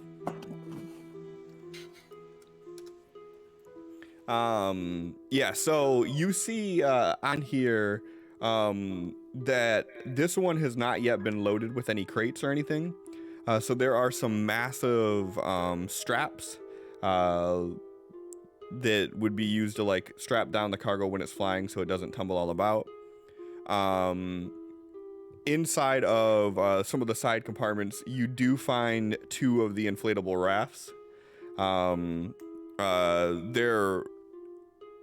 You almost miss them at first because they're rolled up tiny, like a sleeping bag almost. The only thing that catches your eye is it's yellow in color, obviously, and there is a bright red handle that has a plastic, like a plastic lock on it, like a pull tab that you'd have to pull out so you can pull it. But you find that there are 2 of those. And then you see that there's a large instrument panel with a large red button that says cargo hall.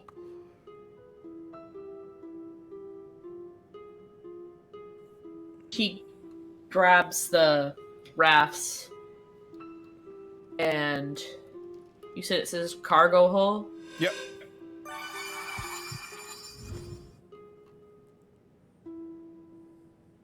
We're gonna make some assumptions. The button is pushed.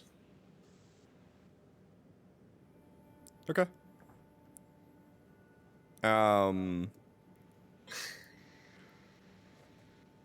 You push the button and you hear a click noise. That's it. Sophie, Tal, are you guys still in the cockpit? You see a bright orange light. Lights up, and then underneath it you can see cargo hole.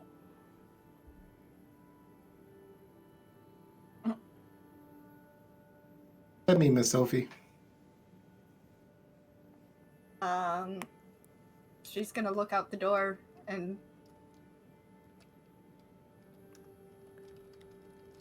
something happen out here? I mean, from what you... Go ahead. There's a button. I assumed that pressing you would make cannot talk to one another. You're not nowhere near each other to talk to one another in this thing. Okay. Unless you're shouting, you're hundreds of feet away from one another. I don't know. Cargo plane, man. Huge plane. Big old bitch. How would I know that? Big old bitch. Hundreds of feet. Hundreds of feet of like you are basically on a flying warehouse. Alright, Sorry. well, after pressing button and nothing happened and grabbing the things, he grabbed his things and continued to, waltz on over to the entrance so he can bring those rafts down towards X. Does the flashing light look like a button in itself or just a light? Just a light.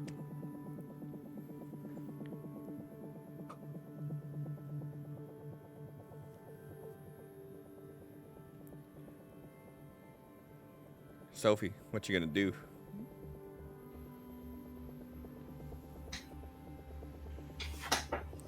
John Doe's like, just sit down.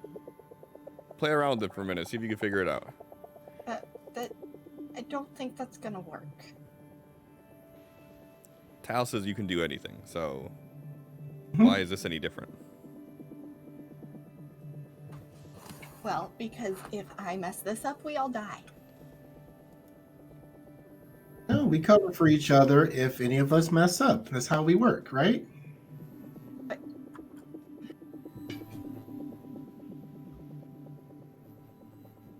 Well, it's just if we're gonna try to go over the water, I don't know. I don't know if it's gonna interfere with the electronics in the aircraft, or like not even saying I could even get it off the ground. I don't know how to do that. So, and I'm not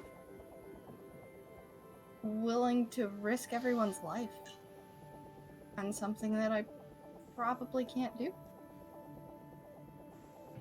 Oh, you haven't tried yet. No, but also What happens when Miss Sophie tries something? we need to look for other options, Tal. This is too dangerous. Well, we have ocean, we have mines, and werewolf somewhere. This is kind of our only real hope here. As Tal says that, Felix is walking up with the two rafts.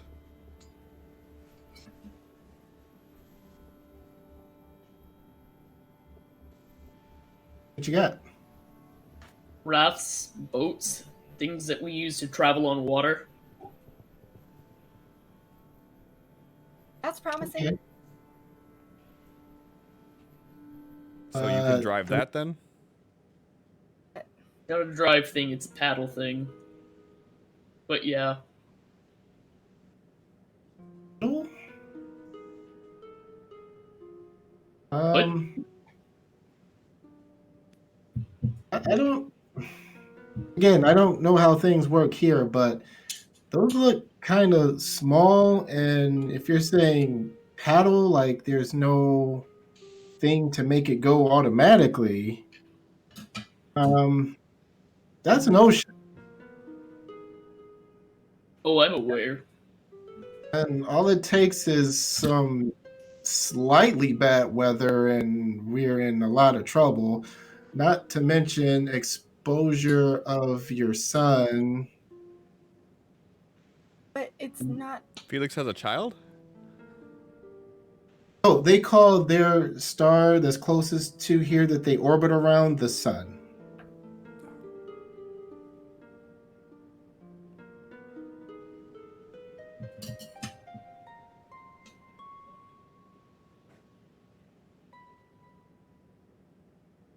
Okay. Sirenscape noise. I haven't heard a shit all session. Sirenscape has been going the whole time. Alright, well fuck me. Here, I will stop the sound. And I'll play something slightly more exciting.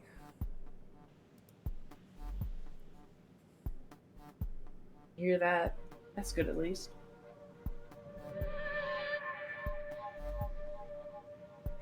I'm totally fine with, because I mean, you guys know a lot and everything, and have been out in the world more than I have, of course. But it seems like if we could see the other shoreline at least, it'd be like okay, but there's just nothing but water. I saw the neon lights, like from the strip across it. I was able to see that, so it's not as treacherous as going across one of our oceans.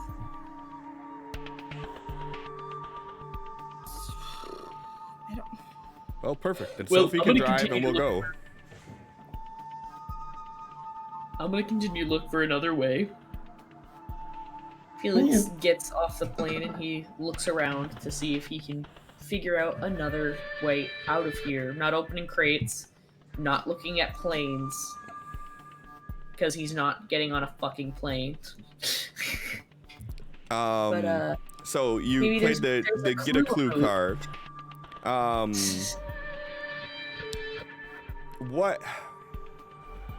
What kind of clue are you looking for?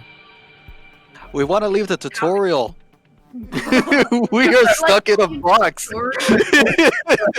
You guys have options. You're just exploring none of them. You're just deciding before exploring anything that you can't do it. But so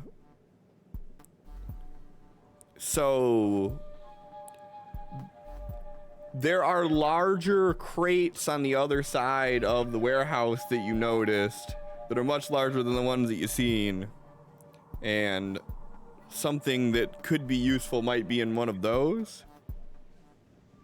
Okay. I spent both my bennies to say one of a boat's in it. Sure, if you want to. Thank you. Okay. I want to leave this place and, Well, and play. I fully already intended on there's something being in there, so you wasted your bennies. But I am happy to do that. It is not a waste in my eyes. Okay, that's perfect then. Also, after your sees the crates and walks over. also after your 15 minutes of mucking about, you realize that there's a pattern to this thing.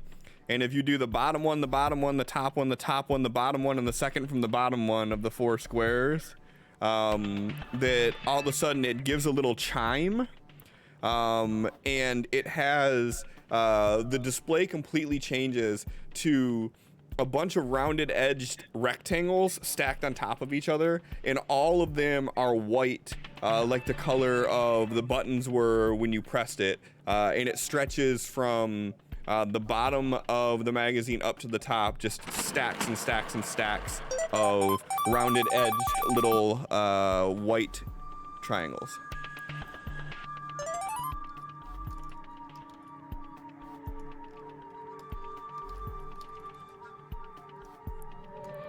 Okay.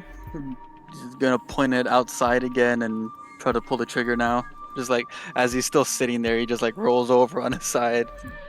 Sure. Go ahead and give me a shooting roll.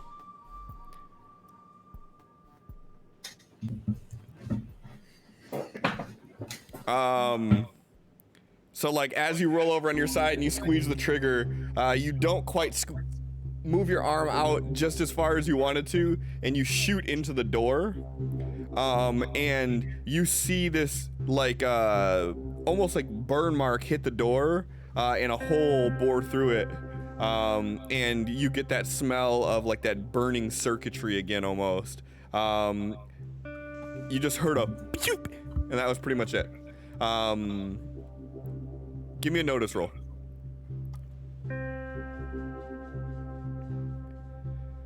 So inspecting the door, you can see that this like melted a hole through the metallic door.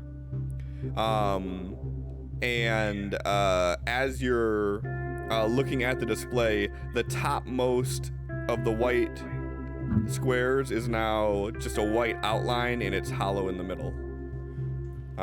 It seems how you rolled a 10. You see that there are 29 additional white squares underneath it. Okay. After going through that, he's gonna figure out how to shut it down and stop messing with this thing for now.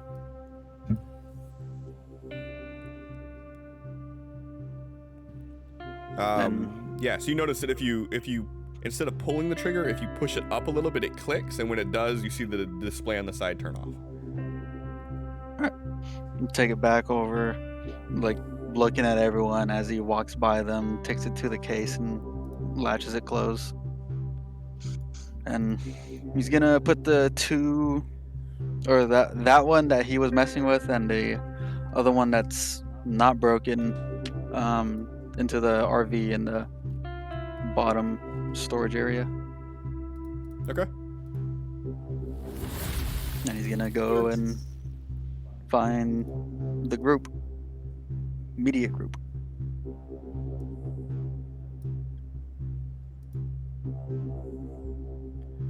All right. So you find most of the group still hanging out around the plane, and you see Felix is over by a very large crate, prying it open. Felix, go ahead and give me a roll with a -2 for athletics. You're gonna get the thing open one way or another, but this is gonna just determine how long it takes.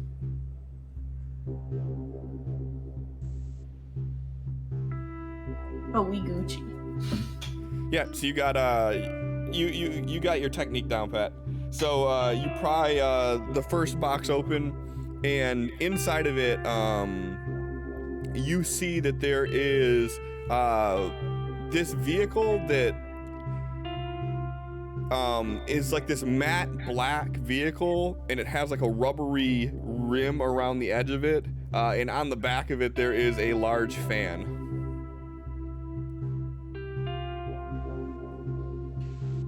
Thank you. Thank you. I think I found a boat. Or something. Enough for all of us to fit in. Comfortably. Cliff. So everybody go ahead and give me a notice roll. Let's do a common knowledge roll.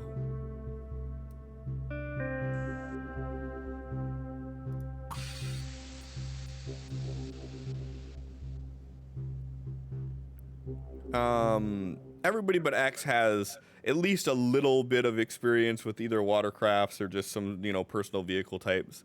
Starts. Except for Tal. Tal's just, smarter than you guys. So you can get you get the idea that one of these things could probably fit about 5 people comfortably. He looks to see if there's another crate that's like the same size. There is. To be the same exact thing. There's a couple of them, yeah. He heads over. Yeah, he heads over to that a bit excited and goes to try to pry that bitch open. Yeah, you pry it open with glee, and inside of that one's a Humvee. He looks dead inside as he walks over and approaches the next one that's that size and tries again. Yeah, that has another one of those vehicles in it. We also had the rafts from the plane, and then there was cargo Yes. straps. So that was also an option, should there not have been another boat. But we have 2 boats. Yes. And we have emergency rafts in case something happens to boat.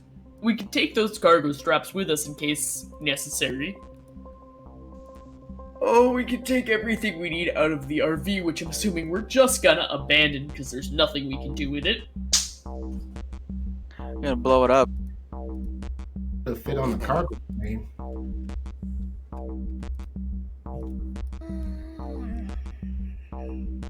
Huh?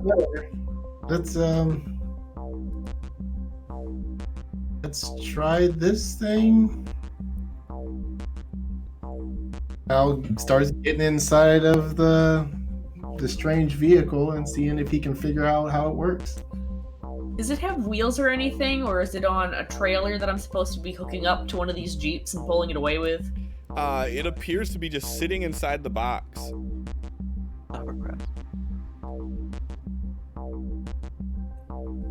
Axel, head over to Sophie. Was flying an option? Do we have a pilot? No, they seem to think that I could do it, but I disagree. Yeah, no, you can't. Exactly, thank you. So did you tell them No, I can't. I tried that. And they're like, but you You- haven't tried. And I said, no, I'm not willing to risk killing everyone. So, like, put a hand up. No beating around the bush. Just tell them no. You can't. No, I probably can't do this. I don't feel comfortable doing. Just no. No one's gonna fly this thing.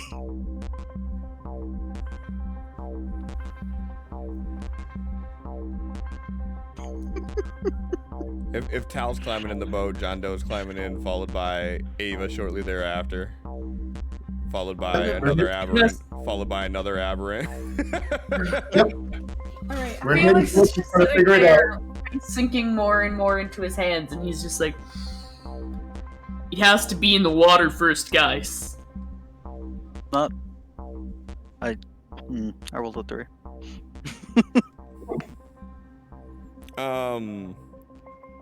Yeah. So what I'll say is, I mean, from your guys' common knowledge roll on this, this is a hovercraft. This is something that as soon as you start it up, those inner tubes around the edge of it are gonna lift up off the ground slightly, and you're gonna be Land able or to. water. Yep. Also known as an I guess, omnitraction vehicle. With the assist of the other aberrant, we're going to try and figure out how it works. Awesome. Okay. Go ahead. None of them have the drive skill, so none of them can actually do a support roll for you. Go ahead and give me a drive roll at a -4, please. Ooh. Here they go. Just gonna go off in a random direction. And that's the last we've seen of Tal and the Aberrant. It just goes boom. So like everybody's like, so Tal's like behind the wheel, like he's seen Sophie do, and he like sits down and he's like hitting the pedal for the acceleration, and he's like moving the thing, and it's just not doing anything. And he's got all the other 5 aberrant in there just kind of squeezed in. And they're all like, come on, drive it forward. I'm trying. I usually don't drive, and Turn the big Miss fan Sophie on. seemed to want to drive, and if this flies, and Mr. Felix doesn't want to drive, so I'll figure it out. And he just keeps pressing buttons. Felix at this point is just standing outside with his arms crossed, just watching him fail. Axel will approach Felix. What's going on? You look like I do most days. And what's that supposed to mean? Not that I'm trying to be friendly.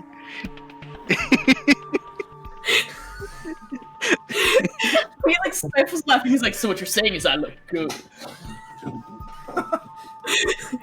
Okay. You guys, I'm joking, man. you guys start hearing the sound of a propeller whirling as the propeller inside the box starts to spin a little bit. Ah, we got it. Suddenly a stumble and Felix is like, Nope. Can you Leave him. please- Leave him. But if he breaks it, Fight or flight. Sink or swim, whatever it's called. Are you guys still standing in front of the crate? no, I'm definitely gonna move out of the way as we're just watching Tal attempt to figure this out. You see the craft lift up off the ground slightly, and it starts slowly moving forward, and it's like its ass end is spinning a little bit, and it just slowly goes and hits the Humvee. And then you notice that John Doe is actually making the blade spin. We're not gonna make it across the ocean like this. This thing is No, dumb. I'm gonna figure it out. I say we go back on the plane. Felix is just watching, chuckling after he notices that it's John Doe. And then he goes and he gets the other one. And he goes to turn it on and get it going. Give me a drive at a -4.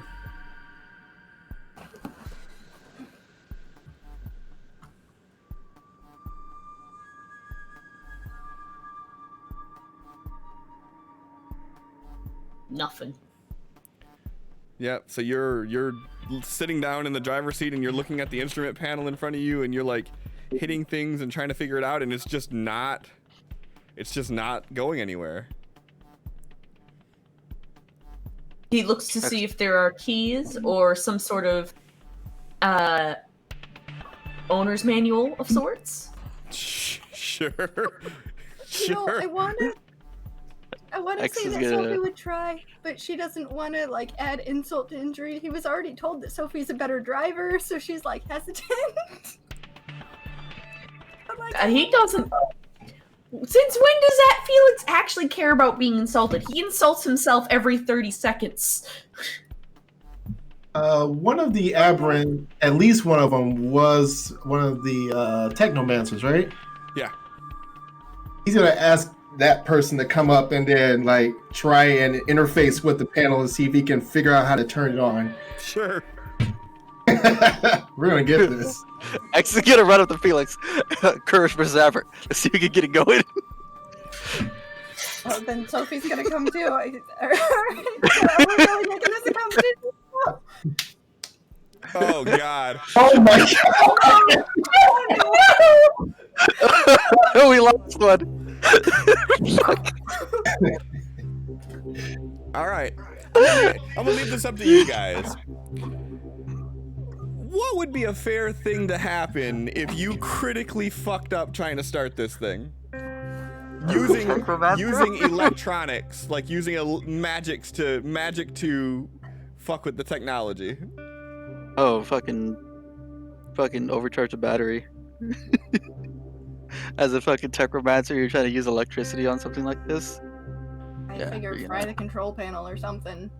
Some sort of Fucking electric overload. All right. Cool. I like your ideas. I will use both of them. So you see him walk up and he puts his hands on the instrument panel and they start to glow, and all of a sudden from behind you you hear as the blade starts to spin faster and faster and faster. And then he looks over at you, Tal, he smiles and he goes, "I think I got it." Yeah. And as he does, the front end of the boat lifts up and this thing begins to like wheelie through the middle of the hangar, and it's like careening towards the plane. Go ahead and give me either an athletics roll to hang on or a agility roll to try to tuck and roll.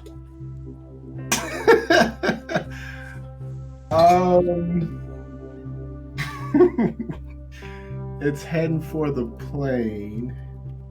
I guess I will try athletics to turn it away from the plane. So you're gonna try to steer it then? Yeah. That's a driving roll. I mean, it's just doing this though, right? It's not that hard. True. That's why I'm not gonna make you roll negatives. Oh my God, Megan broke stuff. She's having gilded issues. Apparently. Which she needs to stop. All right, well, Sin, you're now Tal, so I need you Fuck. to make okay. a driving roll. I got this. I actually have the skill. No. You have to use towels. Alright. There, I rolled. No! All right. So you managed to grab the wheel and you steer it away from the plane. Which way are you steering it towards? Trying to go out the opening of the. There's no opening right now except for the small door. There's a cargo. Oh. There's a big cargo bay, like a big cargo plane opening to your left, near where you guys came in, and then to your right on the far end there's another one. Both of them are closed right now, but there's two big ass doors. They're just not open. We're going fast enough, right? Ramming speed. We're heading for the one that we came in. You don't want to go for the one that's a little bit further out to give you more momentum?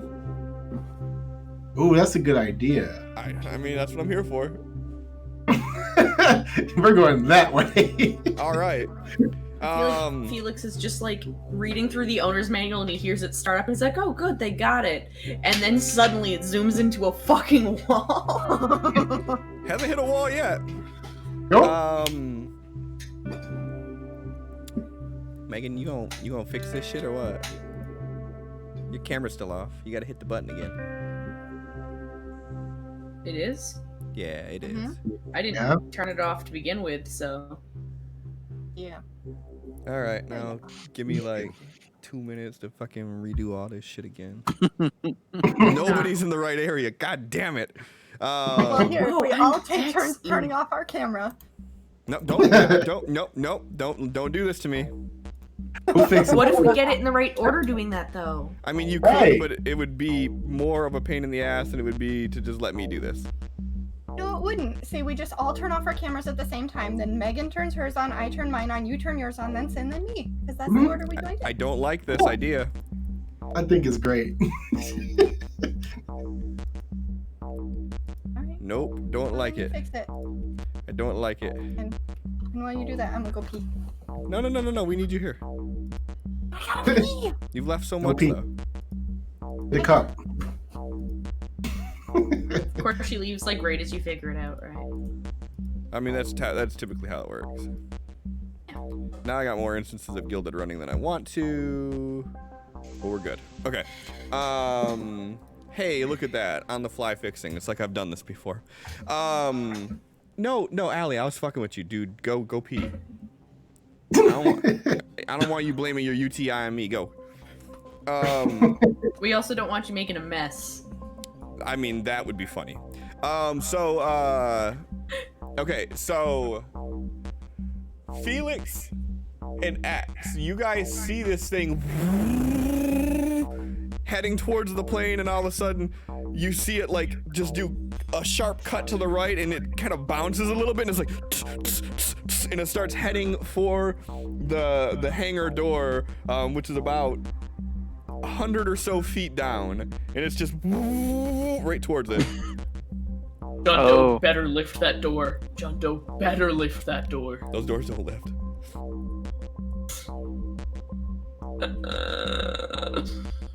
What do you two do? Lex will go back and try to figure out how to turn on this one. Felix just sees it happen, knows there's literally nothing he can do, and continues to flip through the owner's the like manual and reading how to actually do this. Lex is like, I could probably hotwire it. Maybe. Do I learn anything from reading? There's no owner manual on these things. You never told me there wasn't after I said I looked for one, so I just assumed I had it. Oh, I thought that you understood that there would be no owner's manual inside of a crate of a military packaging. No, there's not. I'm sorry. Yes. Okay. I apologize. Bitch. There's no user manual. This is all on you. Alright. Well, X, go ahead and give me a drive roll at a -4. Felix, you could try to assist if you want. sure, I'll assist. Okay, go ahead and roll. Drive roll. You got the same negative, -4.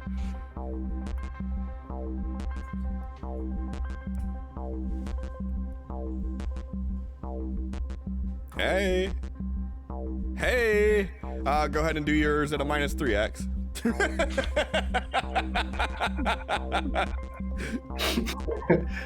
Oh. Nice was breakdancing. Holy shit. Hey. Holy. All right. So Sophie, you see a boat full of aberrant, a hovercraft full of aberrant. Start driving towards this hangar door. You see X and Felix like, oh shit, jump in the other hovercraft. You hear it whiz to life. It starts pulling forward. What are you doing?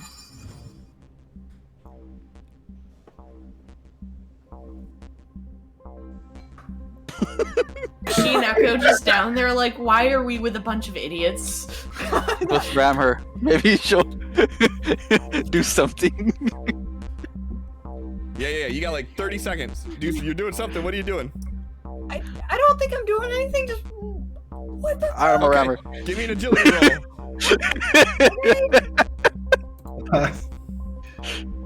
All right, you dive out of the way as Felix and X whip past you on this hovercraft going towards the aberrant. It's fine. It's like a big bumper car.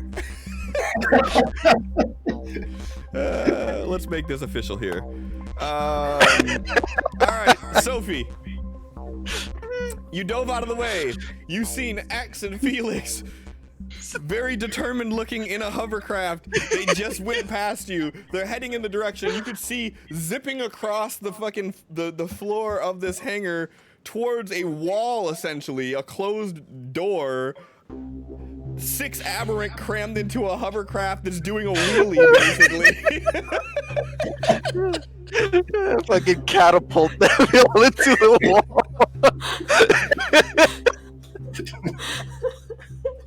If this wasn't such a serious situation, I'm sure Felix would be laughing. X is laughing. I can't chill here. I can't run that fast. I can't like make a hole in the wall. I can't. You Try to can pick do you up. anything you want to do, boo boo. You can You try could to get do in a anything you want to Humvee and do. drive. Yeah, add another vehicle to the mess. That's something. Let's make this shit a You race. actually know what you're doing driving one of those. You could drive over and try to open the door.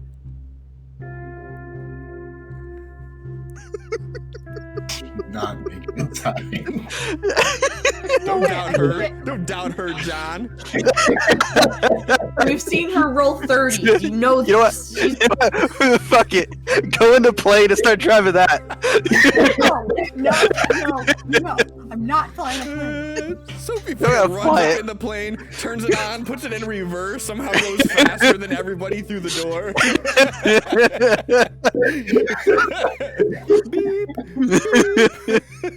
Not only do I drive the plane backwards, I hit the button to drop the fucking cargo Cargo. ramp, so I just scoop Just them up on the cargo Knock 'em ramp. Hey, That would hey, be amazing. I will let you try that if you want to.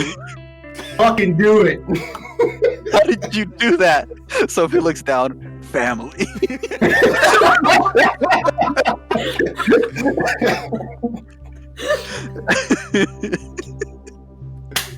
Fast hit coming soon.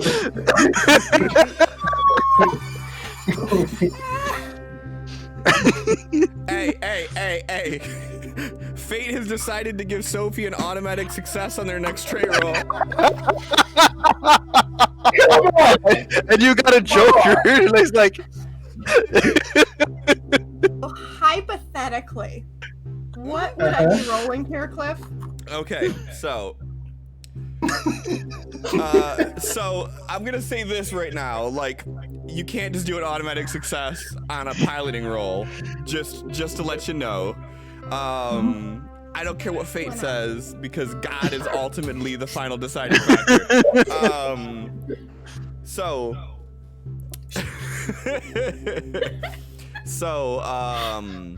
Here's what you would have to do. You would have to. This would have to be a multi-action. You would have to run to get on the plane, and then you would have to roll a piloting roll. Okay. At a hefty penalty. I mean, that's it. That's all. That's all I'll say you have to do.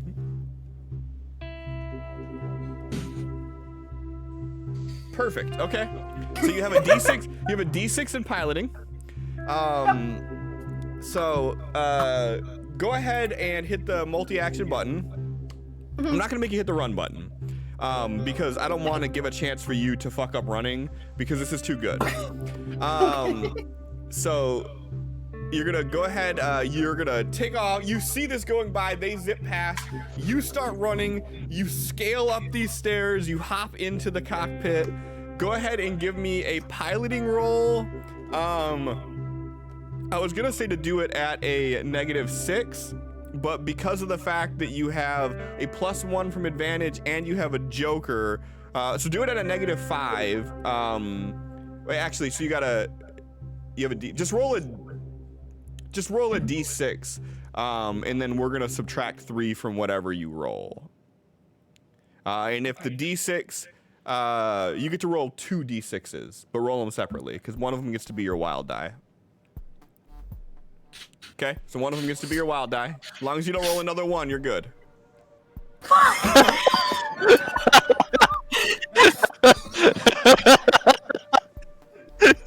Okay, so. But it's an automatic success! No, I already said there's He no said I automatic couldn't take success that. on this one.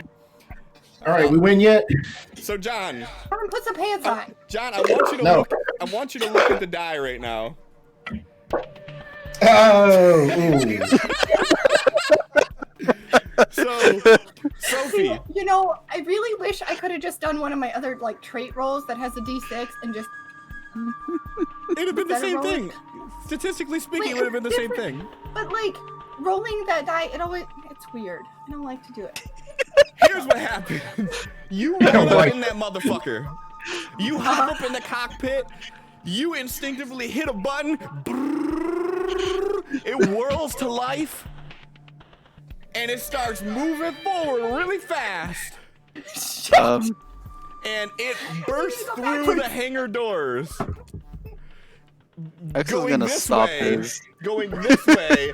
Everybody else is going this way. But you also manage to hit a button and you hear "ee," and you see the orange light that you've seen light up before, and the cargo door opens up, boom, and it starts dragging onto the cement and then into the sand as you are driving this plane that way. All right. Oh, we got a way out now. All right, Tal. I'm gonna roll the aberrant after you. Or if you want to hold, you can roll. I can roll the aberrant before you. What are you doing? First off, do we hear the loud crash at the other end of the hangar? And is any sure other you couldn't miss it. Okay. So I'm assuming either Tal himself or somebody said, "Hey, the other way is open." Sure, man. You would have heard this. This airplane roared to life and then crashed through a fucking wall. You heard this. And it's like, it's eerily silent because it's like, apocalyptic. So like, you definitely heard this. Big ass fucking plane that can carry vehicles roar to life and rip through the wall of a hangar. Like, I knew Miss Sophie could do it. Dow, help me turn this thing. And he's gonna just like jerk the wheel. He's gonna try and do a fucking 180.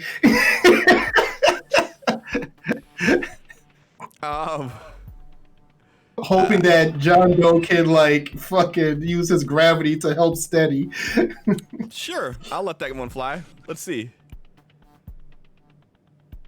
And I will roll his wild die. 4 it is. 4's good enough to be able to cast a power. Yeah. So give me I'll say give me a drive. You don't have drive, do you? No. Add a +1 modifier and roll your unskilled. Got this. I don't got this. I don't got this. We can't tonight. This is like our 18th one. Alright, totally fine. This is how we TPK. No enemies. Just stupid shit. Fine. I mean, What the fuck? yes. Felix was the smart one at the end of it all. That's why we all died.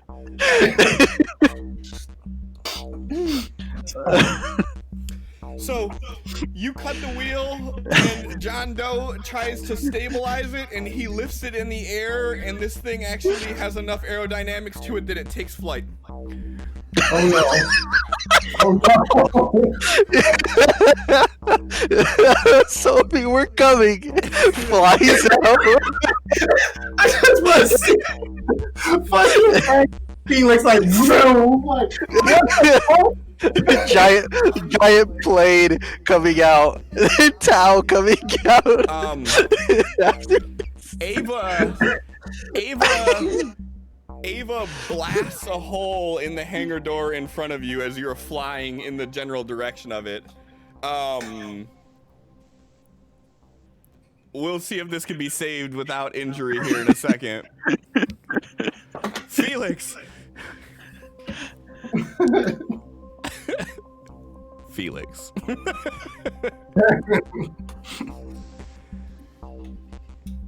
Hi, Felix. I like how Megan put on her DJing headset. Right. And on the ones and twos, DJ Felix. No, this. For some reason, my Bluetooths aren't working. And I can't wear the headset normally because I have a new cartilage piercing. And it fucking hurts to have it on normal. You ain't got like earbuds laying around somewhere? No. All right, well, seems how you're on the ones and twos here. So, you hop in this boat. More than that. You hop in the thing. X starts it up. You hang on. You guys start chasing after Tal. You guys get underneath the plane. And you start driving towards Tal, and all of a sudden, you feel a blast of air as the airplane kicks to life and the engines roar directly above you. The plane starts driving forward and just clatters through the wall directly behind you. Like 50 feet behind you, this thing is smashing through the hangar door. And then all of a sudden, from your peripheral, you see the hovercraft in front of you veer sideways slightly, bounce once, hit the air, and begin flying towards the wall. And then all of a sudden you see this blast of energy, and the wall in front of the hovercraft shatters to this giant splintering hole. What do you do with that information? And how many ones are you gonna roll? We're gonna sigh deeply. Very deeply. And just... You don't have time for that. Just to gotta start driving where they went. Who's behind the wheel? Is it me or X? I don't even know anymore. X is behind the wheel. He's just gonna like vaguely gesture and assist the drive roll. Okay. Go ahead and give me a drive roll, please.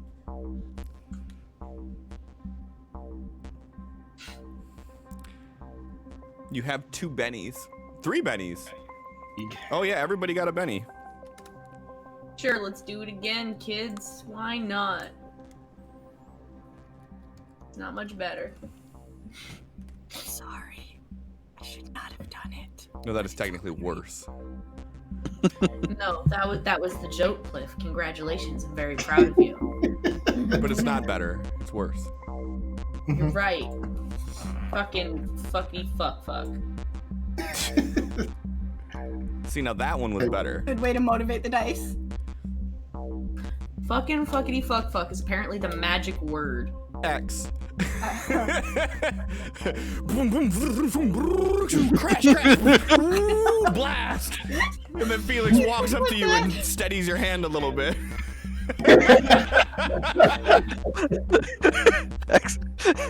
X like slows it down to almost a stop and just like looks at Felix.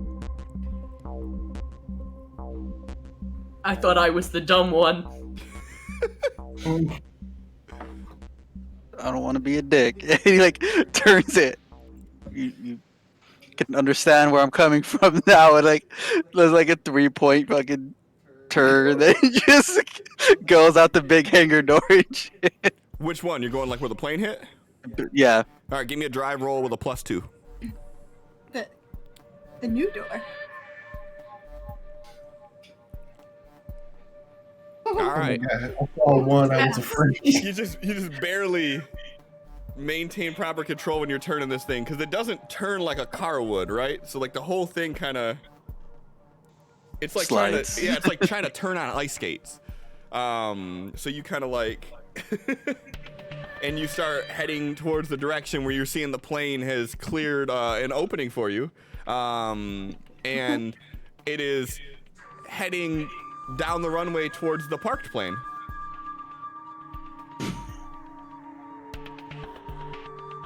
There's nothing we can do here, other than watch her crash, right? I can get into like I could drive over there, and we'll have a good angle to watch both of them crash.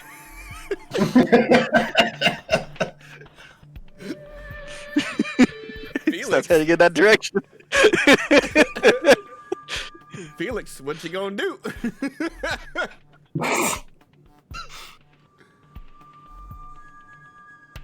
Hold. Okay.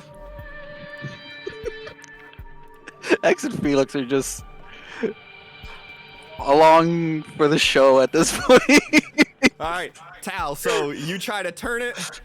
It doesn't work like you thought it would. You feel John Doe lift it slightly, and as it does, it just gets that swift amount of air underneath it, and it takes flight. And as you're about to slam into the door in front of you, you see the door burst open, and you turn back to see Ava kind of gesturing as this hole bursts open in front of you that you're heading towards the outside world of. What do you do?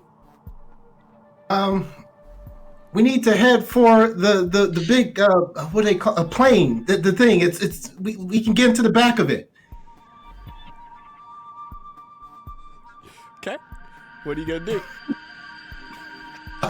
Does he have any steering power now that they're off the ground? You still have stability, but you also have to land it and maintain control.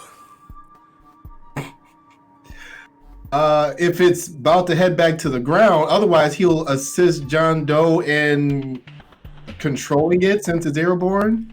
Someone still needs to maintain the wheel because we still have to, like the rotor in the back, we still have to control that. Okay.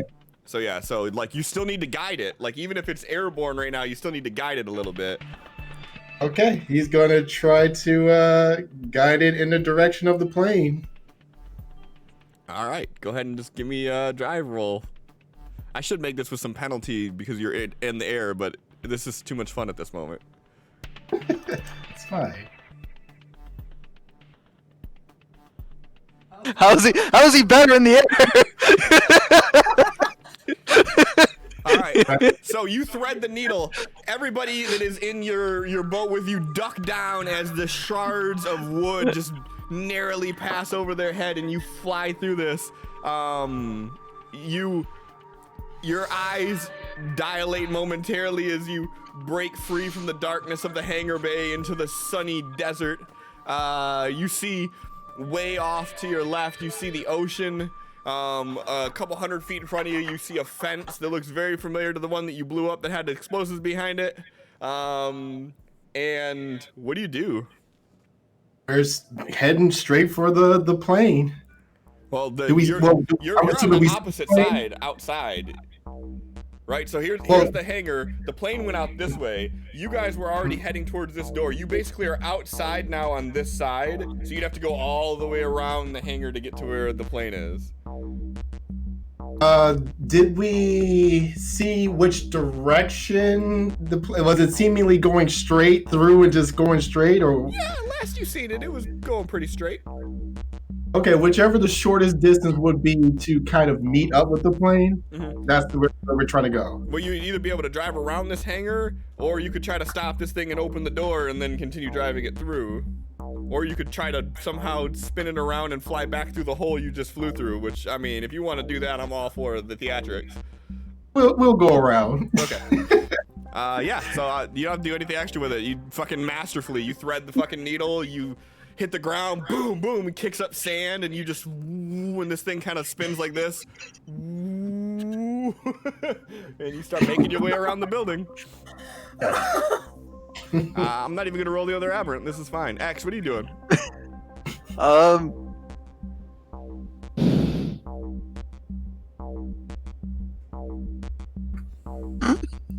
So you see. Give me a notice roll. Felix, give me a notice roll.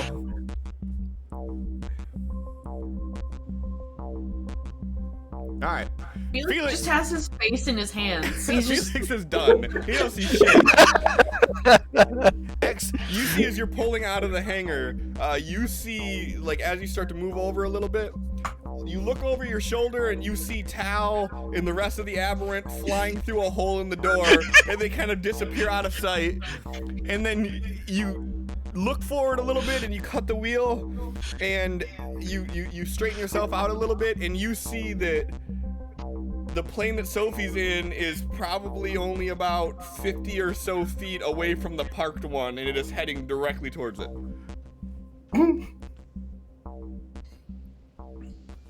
Gonna just head in that direction, keeping a good distance. Okay. But let's start the journey in that direction. Give me a drive roll. You're gonna roll drive roll every.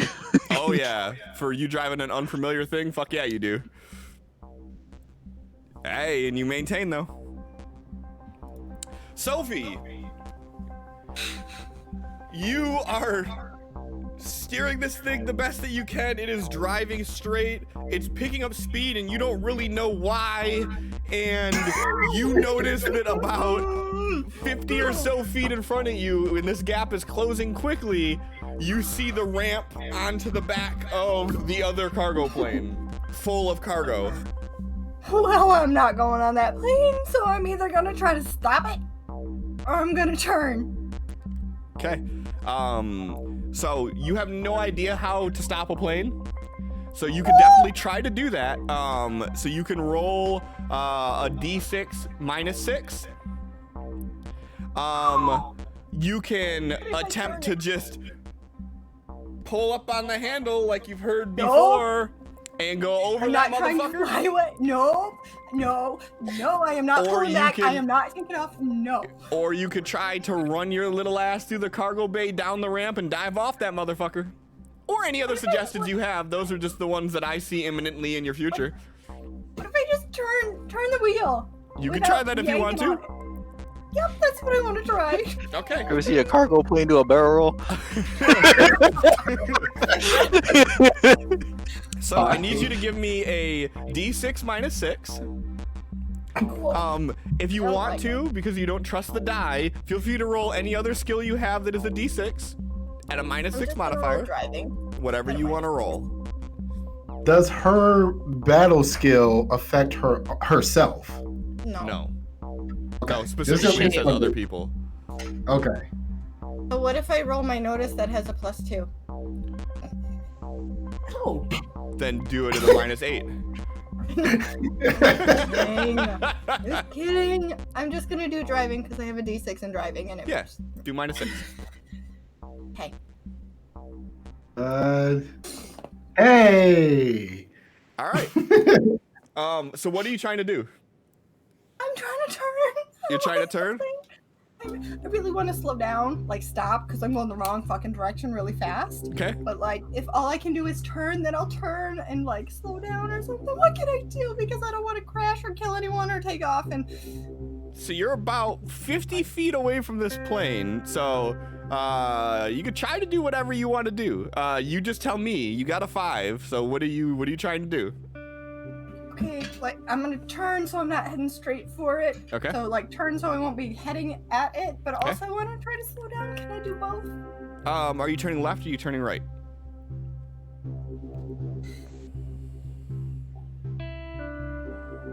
I don't What is remember to what's the left around and the right? Yeah. To the left, a couple hundred feet out would be like the fence where the explosives are at. To the right, in a shorter distance, maybe 150, 200 feet at most, is the original hangar that you guys came out of. I don't want to crash, but also I don't want to explode. But you're also trying to slow it down, so I mean, you might not do either. So Is she on the runway yet? She's on the runway. She's been on the runway. Okay, so mine's at one end of the runway and the other end is what? Well, mines are out at the far end of it, and then off to the left, like I said, a couple hundred feet, is the fence with more mines on the other side of it. And then to the right, about 150 feet, is the hangar that you guys were in initially. I'm gonna turn towards where I have more space to slow down. So that's towards the explosives. Yep, but Okay. maybe I'll just like do circles. Turn it hard enough that I won't hit You know, that you're in a number. cargo plane, not a Focus. You know this, right? Fucking drifting. I'm on 1.5 she's wheels. driving a cargo Fiat, apparently. Right. At We're the just gonna have hammer. another complete session of how the fuck do we get out of Area 51, aren't we? Okay. So you cut the wheel to the left. And you try your best to slow this thing down. As you cut the wheel to the left, you hear this loud clatter and explosion as your right wing hits the other cargo plane and breaks completely off. X, you and Felix, I'm sure Felix has his hand off of his face at this point. You see the large jet engine hit the runway and then a burst of flames shoot out the back end of it. And this plane is now driving off of the runway into the sand towards the explosive field. But you are controlling it. I feel so in control of what's happening right now. You're doing great. I'm gonna throw up. I wasn't that attached to Sophie anyway, it's fine. X.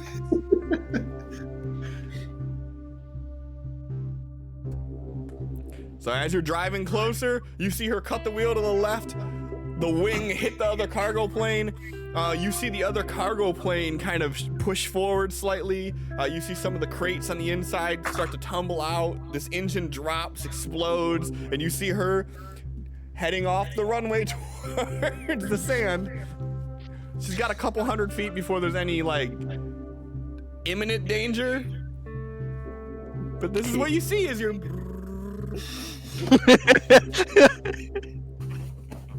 Keep heading in that direction, and I'm like, you don't think she's gonna stay in it, right? No, she wouldn't stay in it. He keeps going forward. Go ahead and give me a drive You roll. remember that she's stubborn, right?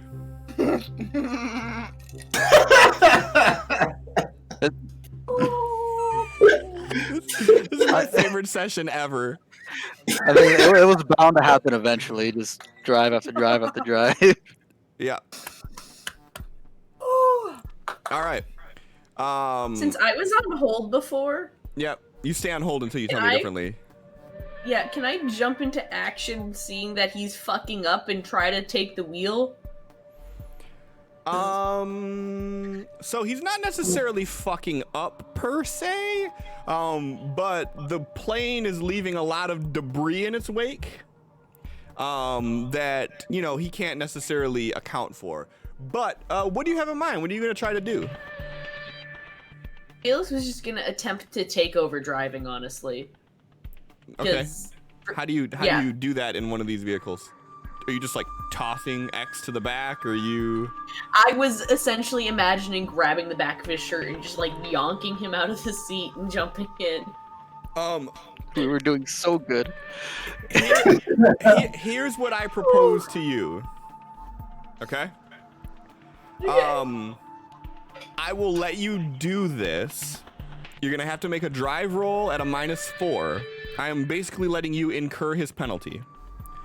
If you succeed, then you take control, you're good to go. If you fail, something bad is gonna happen to you and you're gonna take a wound. If you crit fail, something bad is gonna happen to both of you. I just figured you were gonna say she's gonna actually. Well, Felix is gonna accidentally throw X out of the vehicle. That could be how X gets hurt. He lands in the water somehow. Like, I guess let's find out. Okay. No. I still have a Benjamin. Yes, you do. I was just gonna say you have one bendy. You got this. Yeah. All right. So you, how do you? I'll let you describe this so that way you can. It's on you if you do this in poor taste. How are you commandeering the vehicle from X? So Felix notices that X looks like he's slightly distracted by everything going on, and Felix notices like a piece of debris coming, and that X is gonna basically head right for it because he's more focused on Sophie's heading towards the sand. And when Felix notices this, he just like grabs the back of X's shirt and just pulls him out of the chair and inserts himself into it, pulls the wheel in the other direction to dodge this item before they careen straight into it. Okay, so yeah, you do that, and like as you cut the wheel and your tail end slides a little bit, X, you hit the ground on this hovercraft, like the bottom of the hovercraft and the inside still, and as you do, you see this hunk of metal fly just inches above your head, fly over as you feel the momentum shift as Felix cuts the wheel. So yeah, so you save the roll and you guys continue heading in that direction. Tal, you guys have made it around the building. You're driving up the side of the building, and all of a sudden you see this flash of light from over the top of it, and you see the plane cutting into the desert 100 or so feet in front of you this way, and you see smoke just bellowing off the right side of this plane. Oh no. So clearly Miss Sophie's plane is damaged. One could ascertain these details, yes. Yeah. Or it could be one of Sophie's plans. This could be going exactly like she wants it to. Because Sophie doesn't make mistakes, right? Never. She did not. She's just trying to prove to them that she doesn't know how to fly it. And by damaging it, she has removed it as an option. He is going to continue to fly over so he can yeah, he's still trying to get into the back of the cargo plane. Okay, go ahead and give me a drive roll.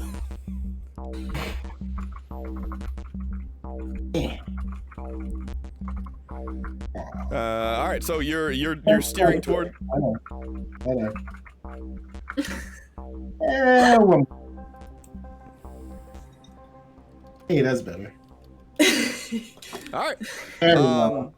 So you cut the wheel to the side as you see this thing moving over, and you kind of like do some quick maths in your head, and you try to figure out the right angle, and you hit the wheel to the side, and with a raise, fuck it. Yeah, you managed to pull up right on this ramp that's digging now, like the cargo ramp that's down as it's hitting the bumps in the sand. You're seeing it kind of shudder up and down, and you're just right on the tail of it. They managed to fucking flip a Yui, pass us up, and make it to Sophie faster than we could get there. God damn. They rolled a raise on both their drive rolls, I mean. Sophie, no! I got you! We can do this, Sophie! Sophie! Yeah, let's find out! You hear a loud clatter, you see smoke bellowing off the right side, you steer the wheel, and as soon as you straighten it up a little bit, you see you're heading towards a gate about 200 or so feet ahead. You're feeling the rocky terrain from the sand that you're driving through, and you're hearing the loud clatter as the cargo door is smacking up and down from riding on this. And then all of a sudden you hear, and you look over your shoulder out the cargo hold, and you see the hovercraft full of aberrant steering right behind this fucking thing. Okay, so if I could not talk to Felix while he was in the cargo plane, how could I hear or see them while I'm driving and they are way the fuck back there? That doesn't make sense. The door is open and there is a loud ass hovercraft engine that you heard coming up behind you. You can't hear him talking or anything. But if you look over your shoulder, like basically like through so there's the chair for the pilot seat, chair for the co-pilot seat, there's a walkway in the middle, and basically it's a straight shot all the way down this plane, and the entire bottom of the cargo is open. And you're just seeing and Tal waving at you, and you see the other 5 aberrant crammed in comfortably in the back. Yeah, I I can see the little ants in the back of the cargo plane. It's not ants. It's not Okay. a mile away. It's a couple hundred feet. We don't know how good Sophie's eyes are, okay? I mean, based on what we've seen, we probably do. And yes, Heathcliff, you are correct. I did say that they would be able to hear Felix if he shouted, but no one fucking listens to me. No, why would I do that? That would make sense. Fucking yell. Anyways, what direction am I heading? Oh, Like- shit. Good question. You are heading in... south... You're heading northwest? And the gate to the place was South. south. Okay. The direction you want to head is south. You're Then I'm heading... gonna try to keep turning to go towards south. So even though your wing is broken off, and you Okay, but, have like- a hovercraft full of aberrant at the cargo bay door waving at you, your goal is to attempt to turn No, this thing I'm and gonna try continue to. going. I would like to stop the thing. Okay, you can You're try not to do gonna that too. abandon and jump out the back onto the hovercraft? No, she's gonna stop it. Go ahead and roll me a drive roll, I guess, at a -6. It probably should be a little bit harder than a -6 at this point because the wing's missing, but you know, that's semantics. We're not flying, it's just driving. It's not off the ground yet, it's just on the wheels. We're taxiing, it's fine. Sure. Okay.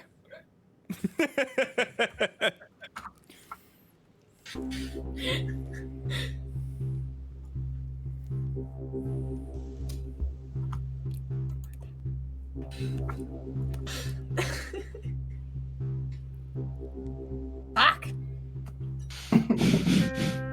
You got 2 more bennies.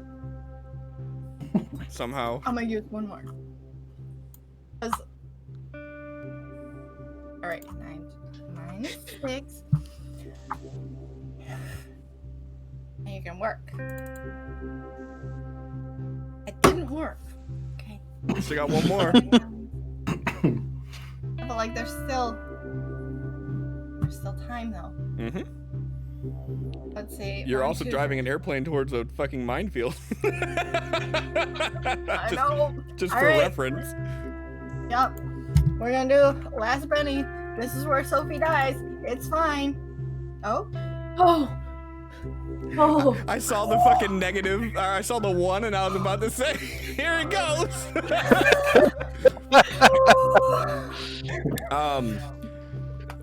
So you start to pull back on it to slow it down, and it is slowing down, but you're still driving it through sand with a broken wing and the cargo door open, so it's not really controlling exactly like you want it to, but you're noticing it slowing down where you feel less fear that you are going to bust through the fence into the minefield. Less. Okay. Less. Tal, give me an agility roll.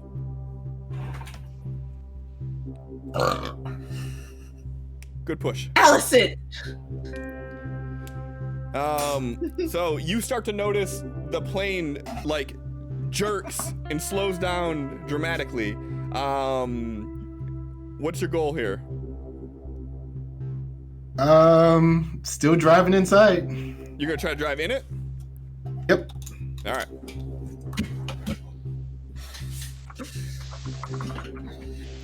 Well, fuck, look at this. Go ahead and give me a drive roll. It was all this thing.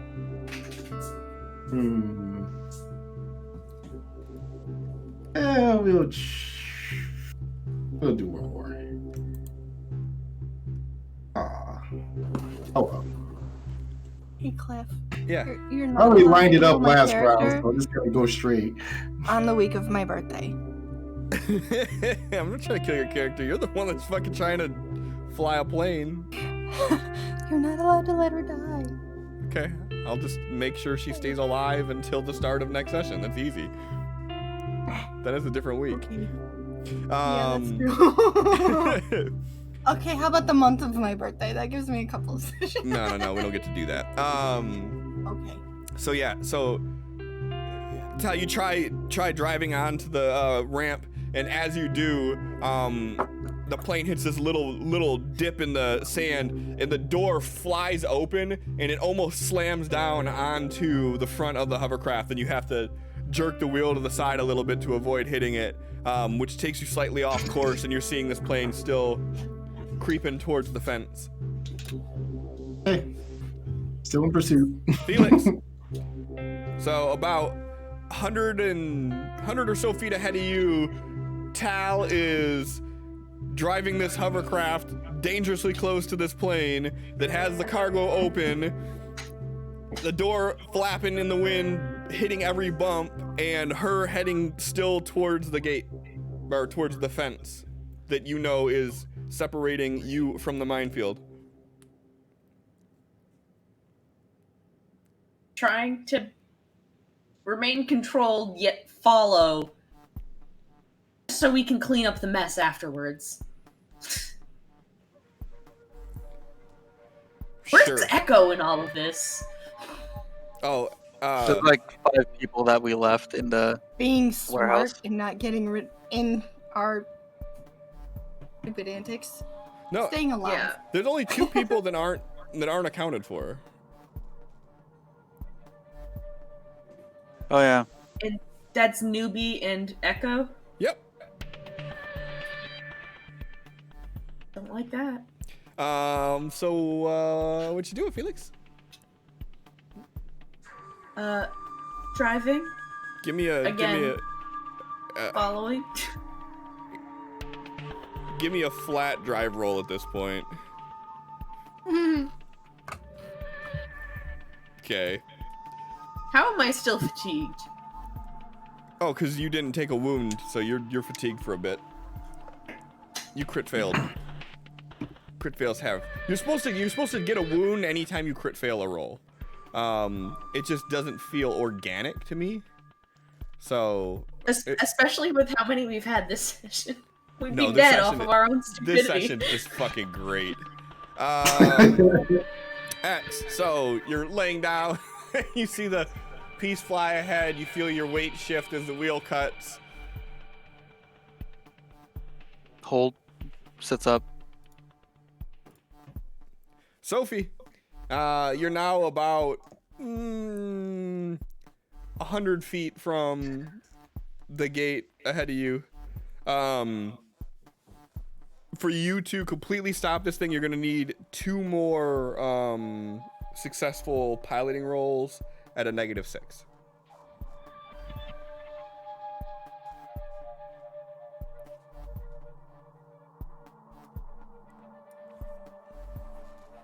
And Christina just gave you a Benny.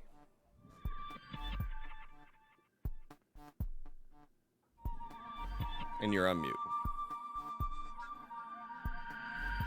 Okay, let me start over. Thank you, Christina. And I am going to...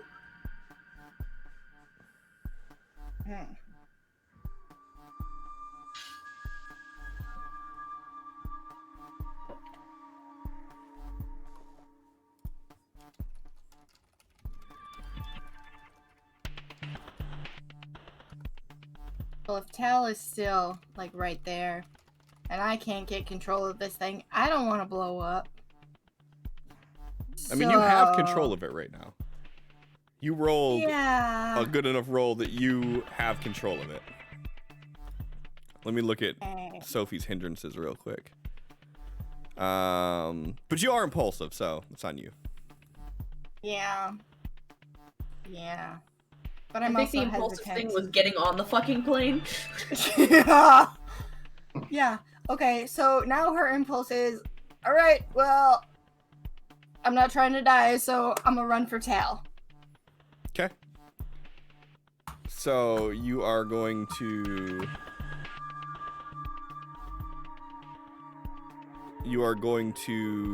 hop out of the driver's seat.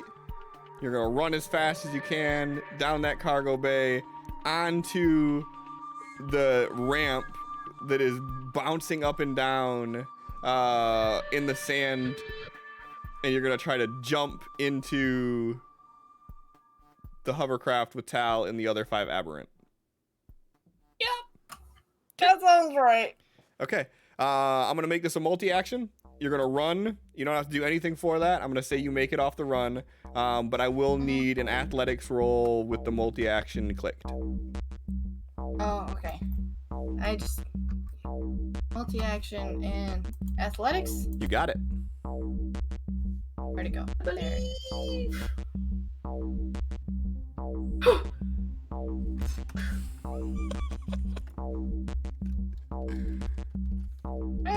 Okay. Ouch. All right. So, so you start running, and it's super epic. You hear the music in your head as you're running down.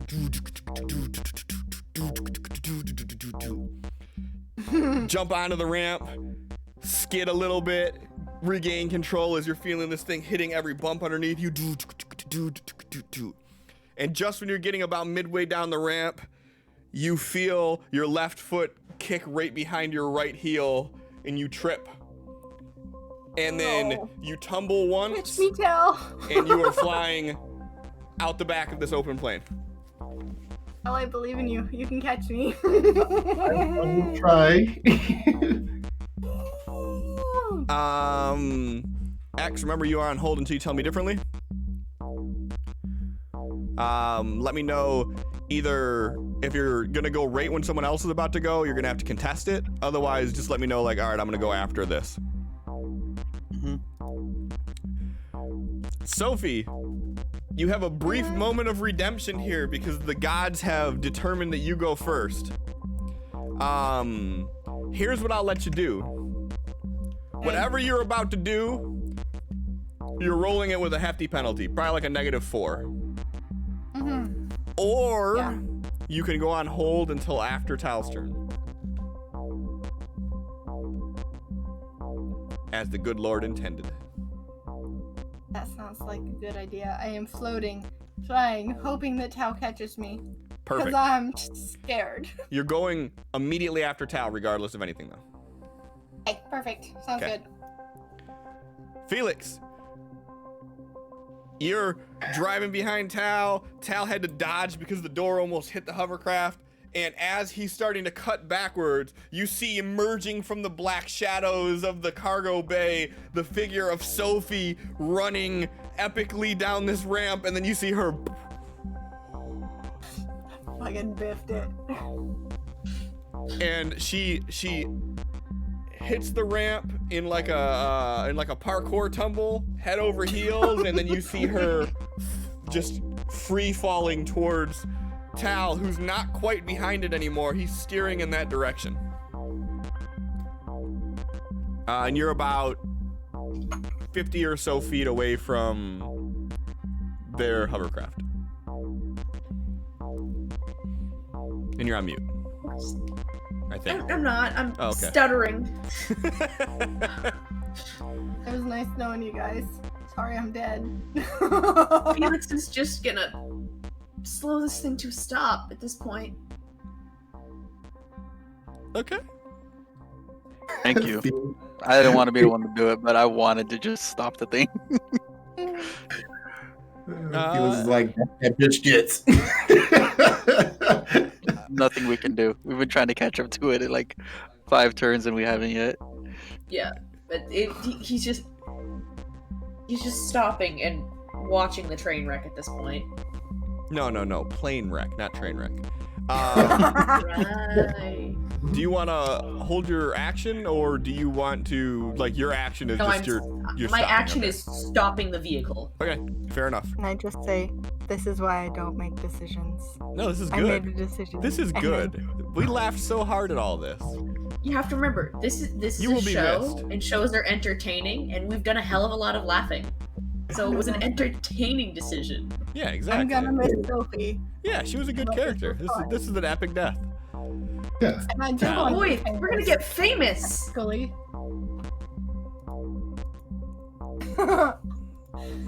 Ooh.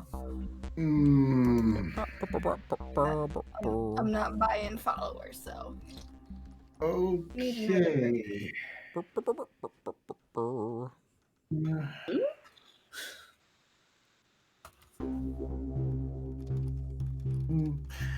Okay, so what is the distance of how far away is she from us, and does she say anything as she realized, oh shit, I fucked up? She doesn't need to. It's very apparent she did. She is basically, like I said, like free falling, and the angle that she is falling at is off the back of this thing. So like, through your mind, there's like 3 options that you have here. One would be you could cut over and try to catch her. 2, you could cut to the side and just let her hit the ground and try to tuck and roll. Or 3, you could risk cutting over to try to catch her and miss your timing and run her over as she hits the ground. I like the last option. I want to know how fucking Tal would deal with accidentally killing Sophie. Do you really want to see that? Do you really want to see what would happen? No, I don't, but that's my assessment of the situation. You may have a different assessment of the situation. Okay, so if only we had, like, John Doe to gravity her into the air. Tal is going to just react off pure instinct, and he's just like reaches out and goes, Miss Sophie, no, and then you just see this power just shoot out of him and hit her. Put her out of her misery. I'm not gonna let you die like that. Gotta be something epic, like a face melt. Alright, she is targeted, and let's teleport her back inside the ship. Remember, you accidentally fell off. So remember, you're the sole person behind the wheel of this thing right now. I know. Okay. He's hoping, well, he's not even thinking right now. He's just a panic reaction and hoping that, I guess, John Doe is in the, like, his co-pilot will react accordingly, possibly. None of them have drive rolls? It's fine. This is fine. Okay. Neither did Tal.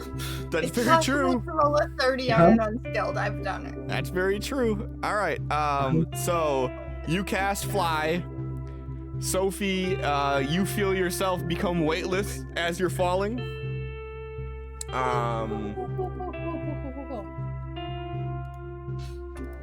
What do you do?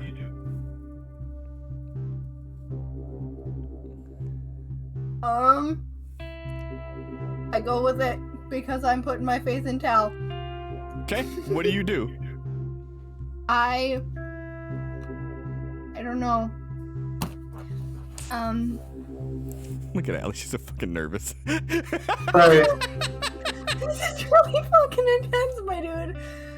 I've never been in this kind of situation with my character. This is like, all right. So next week is it gonna be X or Tal because this is fucking stressful. Last week it was Felix dying, and now it's Sophie's gonna die. I'm not stressed at all. Neither am That's I. good. I'm Nope. glad you're having fun. I am having hot flashes or something. Getting old. Whew. Okay, but you have Fly cast on you. You understand that you feel weightlessness. What is your response? Your mindset when you jumped was what? Holy fuck, I gotta get to this airplane or I'm gonna die. It's fine. I'll be fine. I'll get there. Tal's there. It's fine. Oh, is she trying to get to Tal? Yes, she's trying to get to Tal. Because if that's what's on her mind, that's probably what's gonna happen. Full speed right into Tao. So,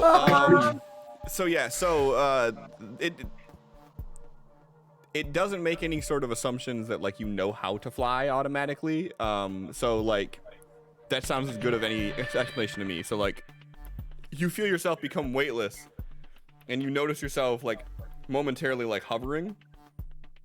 And then if you're thinking about it, you like start to move forward towards Tal in the packed compartment of 5 other aberrant. Okay. So someone is gonna make this drive roll. Yup. As long as it ain't a natty 1, we good, right?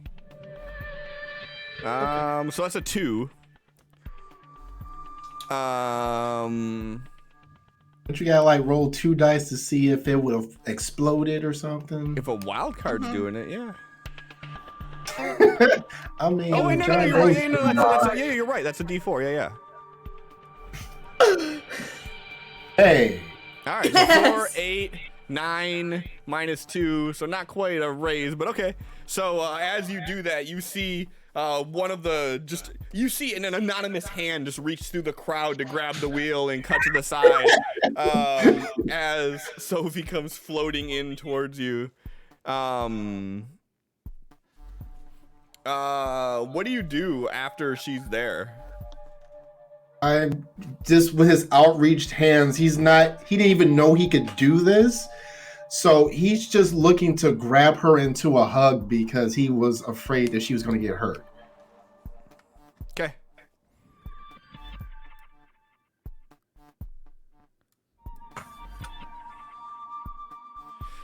She hits the propeller. No. It's caged. It's a very, very minor risk. Her arm goes in.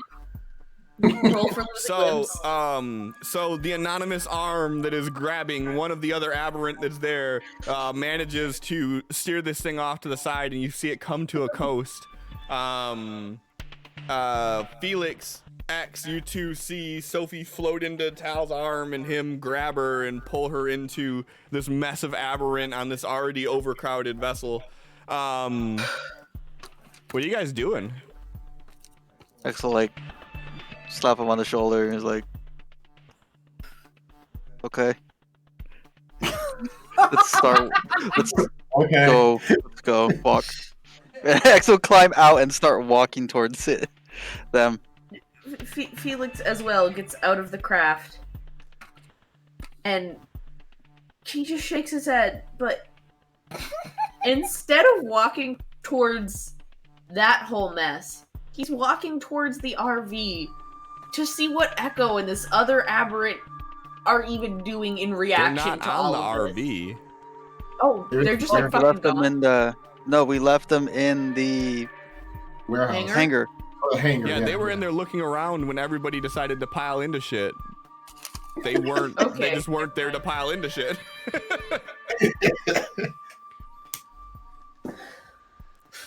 If only Echo had been there to be like, Sophie, what the fuck are you thinking? Yeah, I should have been sitting in the co-pilot seat, like we're gonna die. Because, you know, I know I won't Okay, be yeah. Echo. then- Echo saying it is completely different than X being like, you can't fly. You can't fly. Hey, you can't fly. But if Echo said it, it would have been a completely different story. I'm gonna let a So, man I guess tell me then what I can't Felix do. and Oh, I'm well aware. Patriarchy. I am well aware. Felix is joining X, walking towards the scene. Just So you started walking that way. X started walking that way. X noticed you walking that way. He started walking this way. You started walking this way. Then we just met back up in the middle. and we're just like, eh. Yeah, So, okay, I'm fine with that. yeah. You guys get about halfway between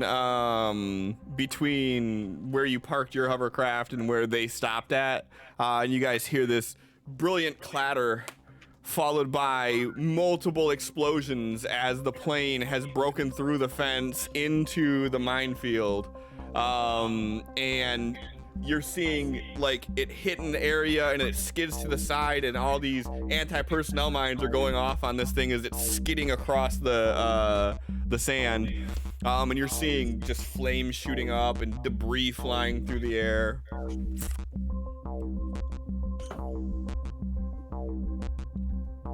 Definitely looks like whoever was on that plane would be dead.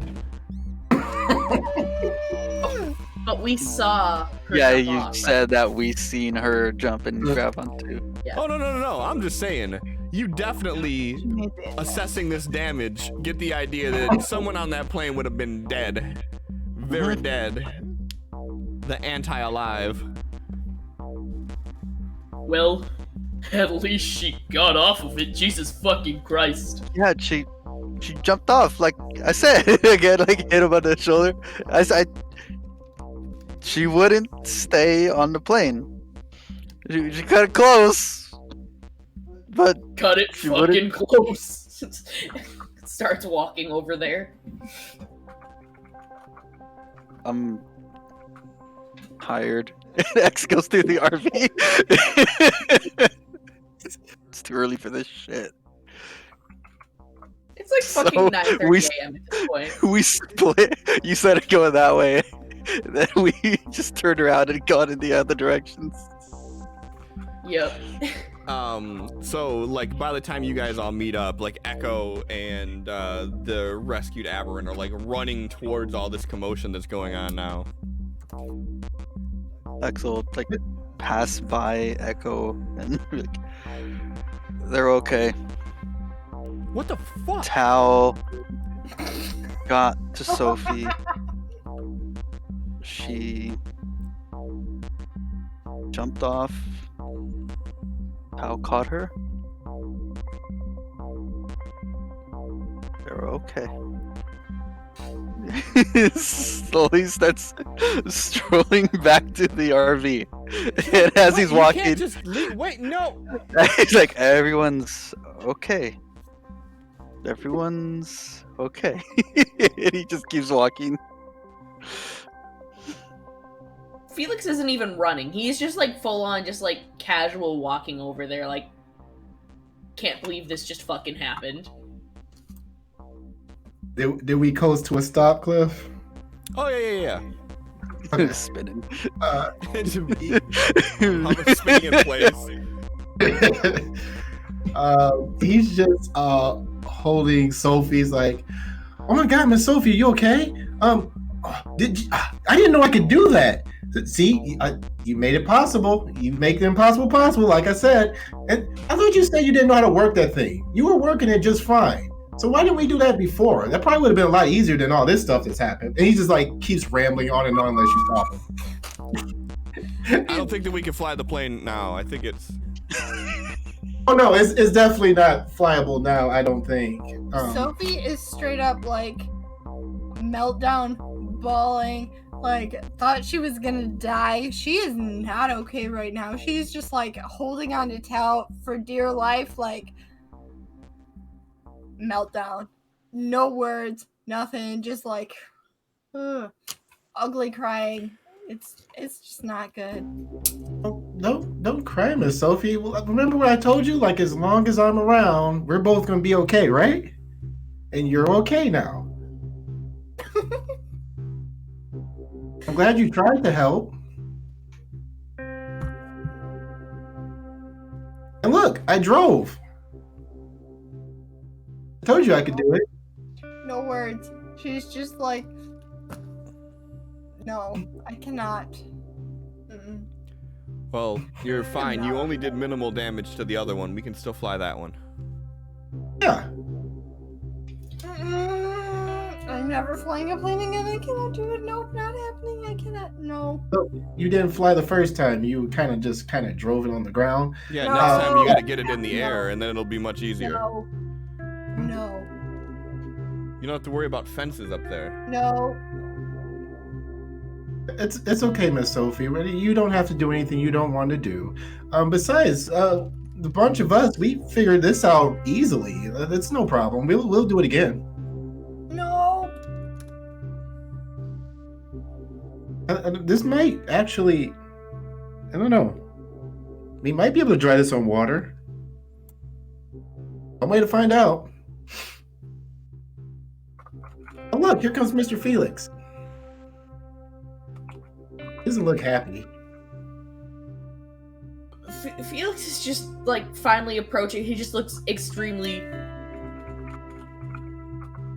There's like not much words, but he's just so shocked and confused and just what? As he just like walks over and he just hugs both Tal and Sophie. He's just like, what were you thinking? She is just going to cry. Like full on bawling, obnoxious sounds, like sniffling. It's just the most unattractive, ugly crying you have ever seen in your life. That is Sophie right now. Oh, still more attractive than everyone else. Got it. Right, you gotta roll your persuasion rolls with -2.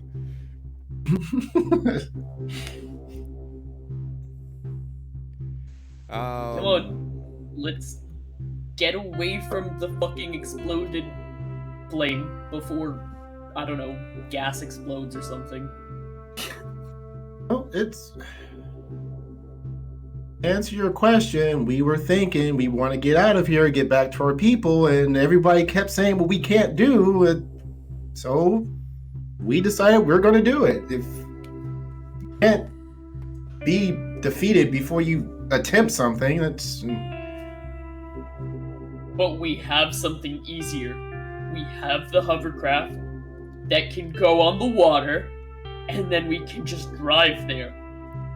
Which is something we know how to do. Is this the hovercraft? Yes. Oh, so it can go on water. Okay, well, we've figured it out. Everybody can kind of scooch in, I guess, and yeah, we'll make it work. Yep. But we told you all we were going to do that, and you all were not about figuring out anything. So. What are you talking about? I'm not gonna get on a plane because it's too dangerous. Sophie just almost fucking killed herself. That's because she Like didn't we said, fly, she just dangerous. drove. Yeah, once she gets the flying part down, we'll be fine. But No. she's not up for right now. I think maybe she needs a nap. Again. Yeah, so how about instead we just focus on the hovercrafts Okay, and so let's do use that. then. those. Yeah, let's do that. No planes. Great. No Perfect. planes. Nope. Ground travel only. Or water, I guess. Okay. But no So- plane. Get what you need off of, and then we go on these. Yep, that's the plan. Okay. Okay. Hey, Mr. Felix, Yes, tell. I drove. I know, I saw you did really good actually. I told you, I was told it was easy, and they were right.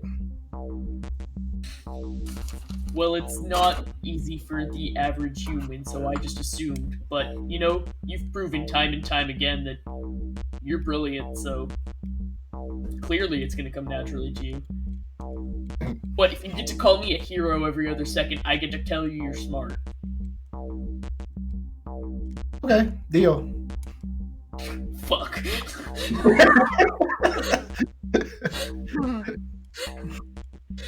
Alright. Let's bring this hovercraft back where the other ones are, closer to the water, closer to the RV. We can load up all of the supplies that we have, and then we can get going. Okay, you want to drive this over closer? Because I don't think Miss Sophie's ready to let go yet. Yeah, I got it. He climbs up into the hovercraft. All the aberrants spill out of it.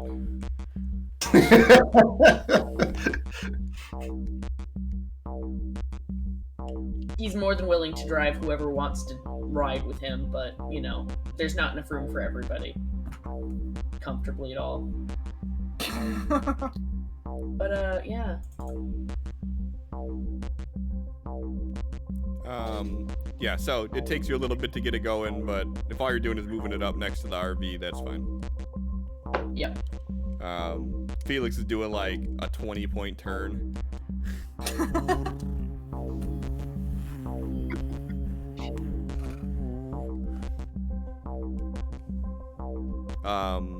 So after 10 or so minutes, Felix moves both of the hovercrafts near the RV.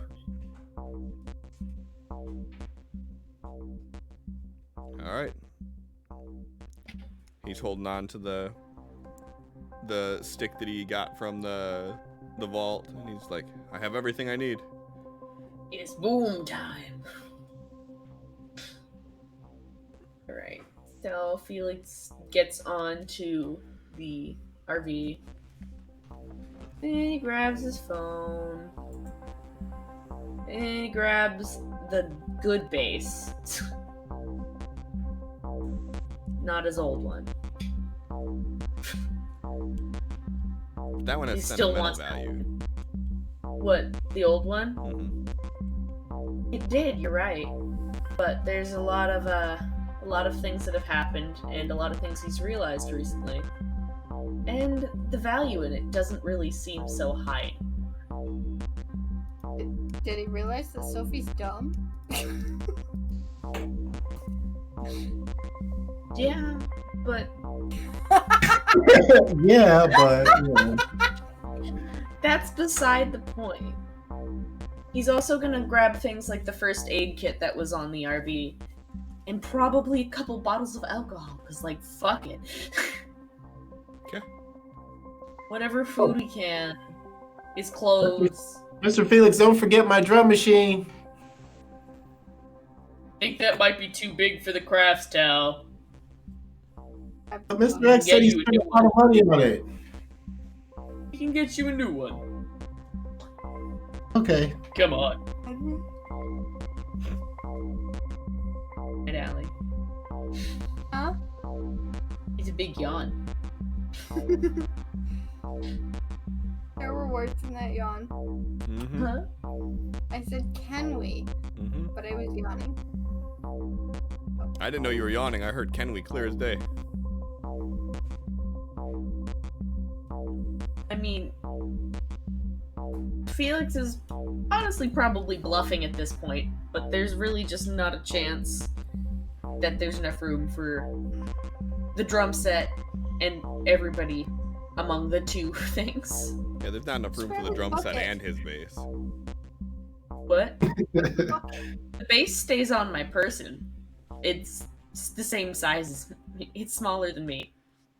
Drum sets are large. I'll get you a new Home Depot bucket. It'll be fine.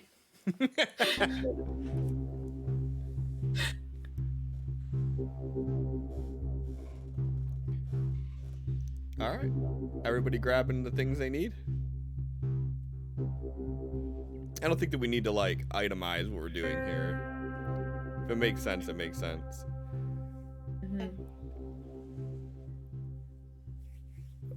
All right. You guys have 5, 6, 10, 11, 12 people with you. And 2 vehicles that fit 5 comfortably.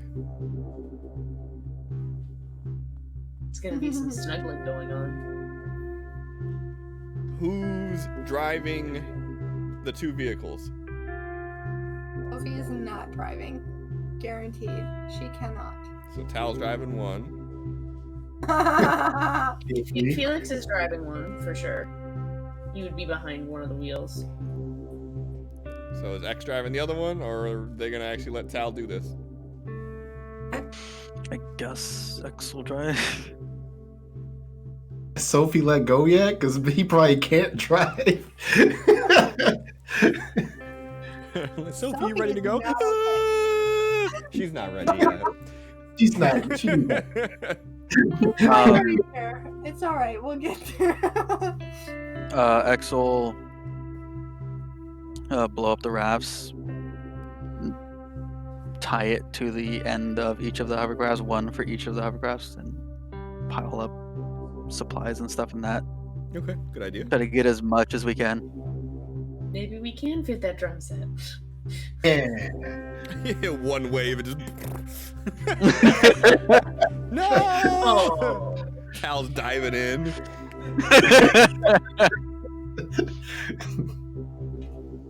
Well, you said there's other planes, right? Uh-huh. Should I go grab more rafts, or do you think this is sufficient? Excellent. Put a hand on Felix's shoulder. You stay off. Slowly shake his head. You're right. I promise you I'm not getting behind the wheel of a fucking plane. Don't you worry. I know. Again, like grips tightly around your shoulder. I know you won't. That scares me. I trust you more than anyone right now. Let's go.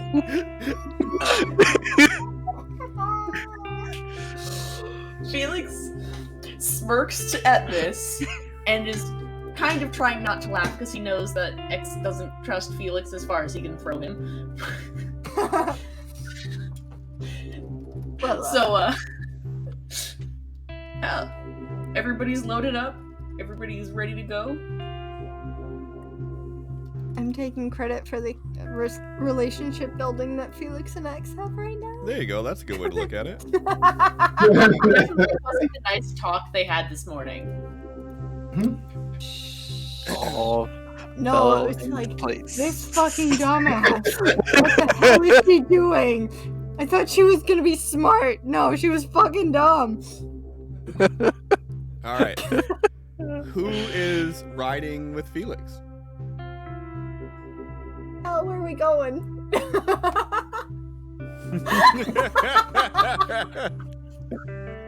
We'll stay with Felix.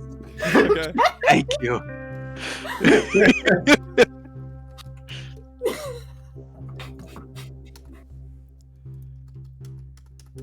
All right. Echo is gonna go with X.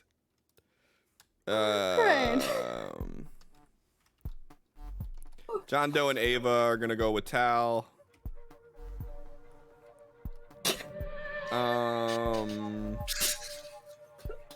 The no pants is getting me.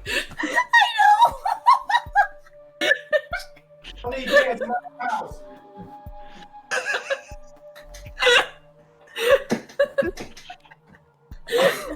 Megan, odd or even? Even. Okay. Well,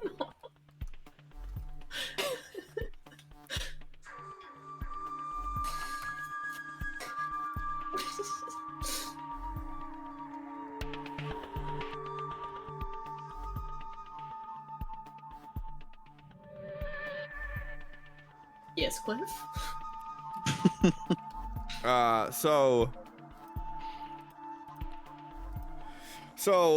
Felix, you have Tal and Sophie with you, John Doe, Ava, and one of the Aberrant. X, you have Echo, the other 4 Aberrant, and the Stranger.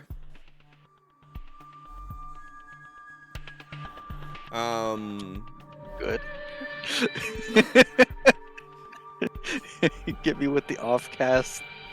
The main cast of their shit can be in that one.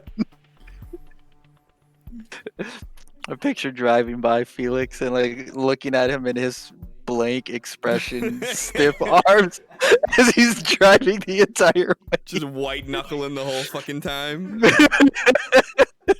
I will turn this hovercraft around! Tal be like, yeah, that sounds fun. This Make is it a do quick circles, Mr. 360. Felix.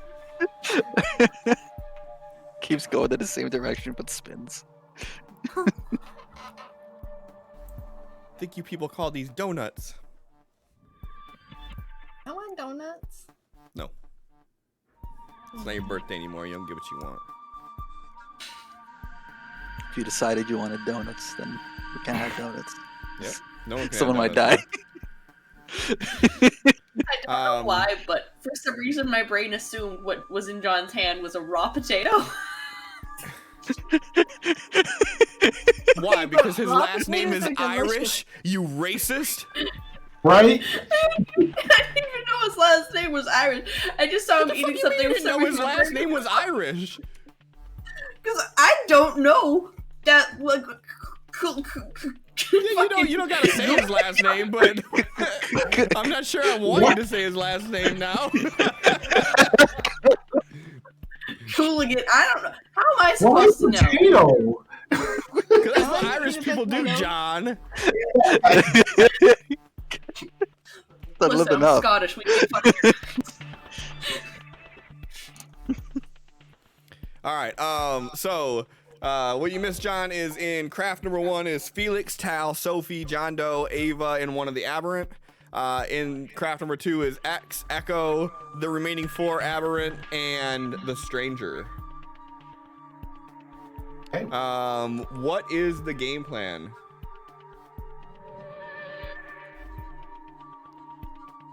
You got all your shit that you could grab in the rafts tied to the back of this thing.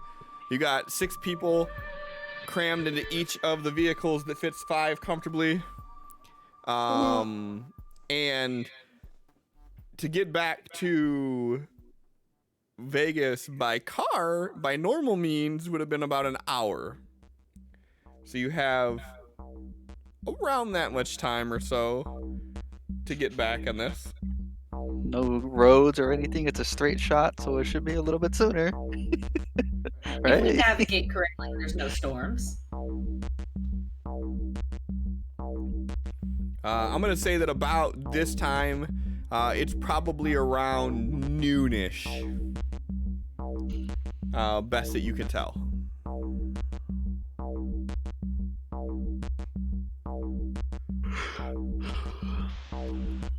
I think we're just doing a straight shot there. All right. I need both of you to give me drive rolls. Fail, crit fail, crit fail.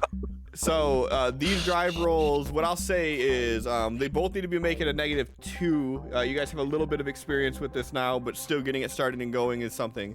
A failure does not mean failure, but a crit fail probably not gonna be the best. You'll be fine. No pressure. You got this. Right. Sid, what's I that? believe in you. Sid, what that mean? Okay. Shit, guys. What the fuck? Sid, You're trying to Sid, I'm kill gonna us. need you to not do that. What is this session? All right. So you guys make your Can I way. please stop being fatigued? Oh, Yeah, so you guys make your way, and it's a little bit rocky starting off. Getting the hang of controlling this thing is a little bit difficult.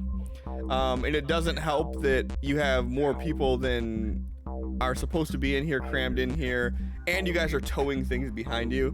So all these things added together kind of makes for a difficult start off. You guys have a little bit of issue.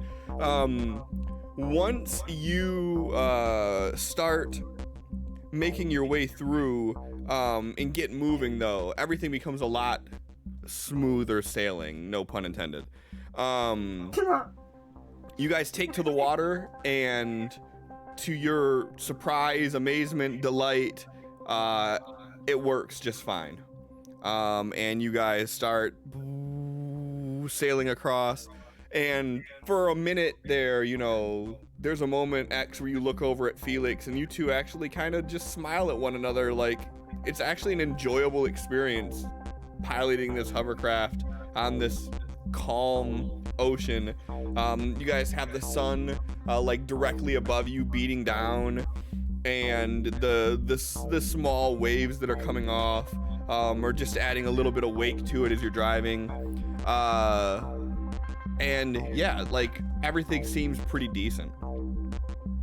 About 20 or so minutes into the drive, you start seeing off on the horizon that occlusion that was in the sky, you guys are getting closer and closer to this thing, and from the vantage point that you guys are at right now, you're seeing what looks to be a giant ball of water that is hovering above Vegas. And you're seeing 2 waterfalls coming out of either end of it. Everybody go ahead and give me a notice roll, please.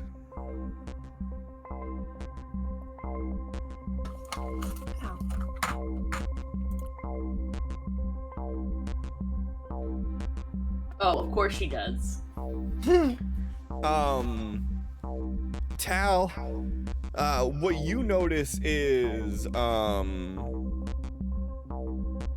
the water appears to be spilling out of this orb and forming these 2 waterfalls that are basically forming this ocean that you're driving on. Sophie, the detail that you notice is it looks like the water is spilling down from one side and it looks like it is coming up from the other side. And you're on mute. No, I'm not. I was just quiet. I said that's weird. Yeah, so there is this self-contained floating orb of water, and the closer you get, you start noticing those twinkles you were seeing was the sunlight refracting through the waves, and this thing is like, it almost has like surface tension in waves, but it's still the self-contained ball that's floating there, and it's like almost directly above the city proper, and from the distance that you guys are at, you're still miles out from the city, but this thing is huge. It like fills up the whole sky as you get close to it. As you start getting a little bit closer, you start seeing the buildings on the horizon, and you notice that the water here is deceptively deep. As you are seeing that there are only a few buildings that are peering out of the water. The water is murky, and it is a you put all the Kool-Aid colors in the container before you made it, and it's that brownish orange color. That's what color the water has been turned from the sand kicking up into it and from the waves, which are starting to rock a little bit more. As you guys near even closer in towards the city, you start to see that there are just massive amounts of debris. The closer you're getting to the city, the more things that you start seeing floating on the water. And as you start getting closer into the debris field, you notice that a lot of these are bodies.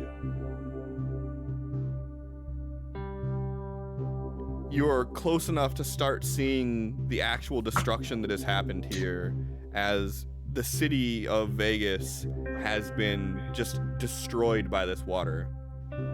There are corpses by the thousands, and through the hot sun beating down on it, the closer you get, you start to smell the rot.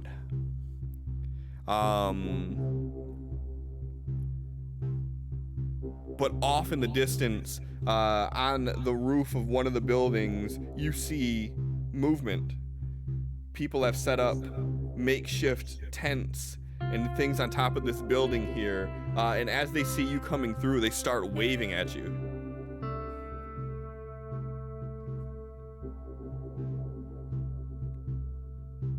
We don't have space to help them. What?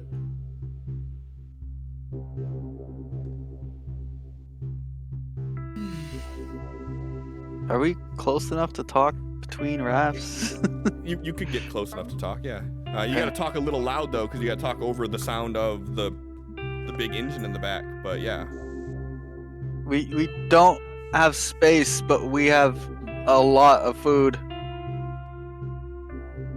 I'm gonna go to help how I can, and X will take off towards the rooftop. Felix groans and remembers the whole "it's a bad idea to split the party" thing, and follows. that raft over. Yeah, and as you guys start pulling over, you see that there are 5 people on this roof. Give me a notice roll again, everybody. I'm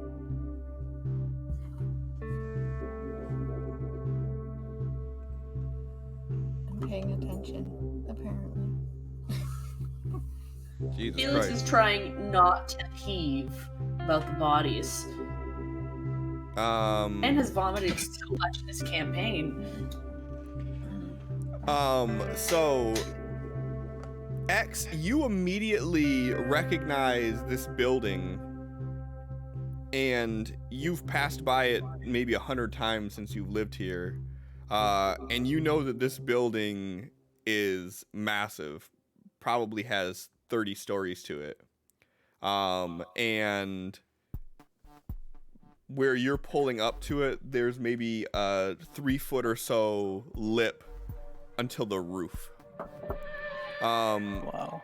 Everybody else, well, Tal and Sophie, you notice looking around at some of these other buildings, you recognize some familiar landmarks, like some of the casinos and things like that have the attached hotels, and these things are cut in half, cut in 2/3 in some cases, that you're seeing that these massive towering buildings are just barely poking out into the water in some instances. So yeah, so you get the impression that you probably have a good 200-300 feet of water below you before you hit the streets.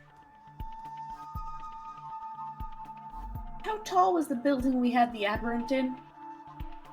It was an industrial complex, so they were building up on it, but not a lot of it was completed. But it was a taller building.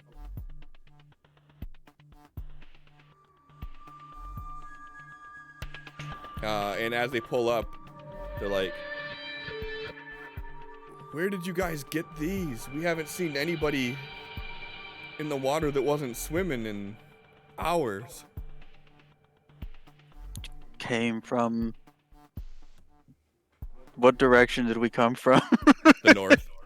The north, a few hours away. It's a little higher over there, and picked these up. We were out of the water when this all happened.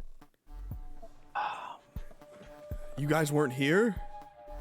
No, we're from here, but we weren't here when it happened.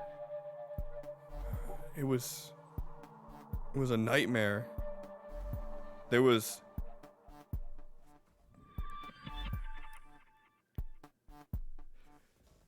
this explosion off in the distance, and he kind of gestures vaguely in the direction that you came from, and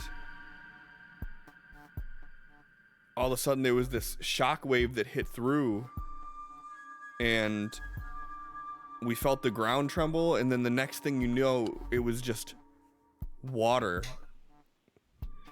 Most people didn't even have time to react. We pulled as many as we could out, but...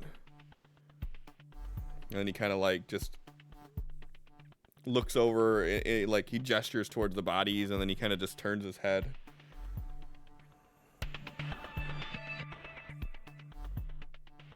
How many are you up here? Oh. X will like pull right up to the side of it and grab the side of the building. So there's 5 of us here. And he points up to the building next to it, which is, a dozen or so stories taller than it. And he said, "We've seen people moving around in this building here, but we haven't really made a lot of contact. Most people around here have just been trying to find food and clean water."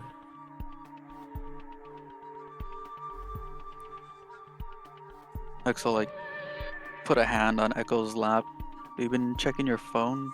Any service this entire time? She kind of looks at you and shakes her head. As you say that, he kind of pulls out his phone. He's like, "When that explosion happened, everything stopped working. We don't even know if our family 20 minutes away from here are safe. We have no way to traverse this. And last night, the rats were so bad. They're fast. They can swim fast. Did you know they could swim fast? God damn it, Cliff. X is, like, sigh and use one of the straps to tie himself to a piece of the building. And look over at Felix in the group.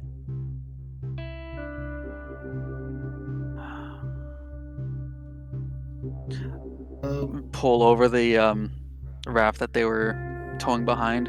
We have food, some supplies, and start putting stuff onto the building. Grab what you can carry.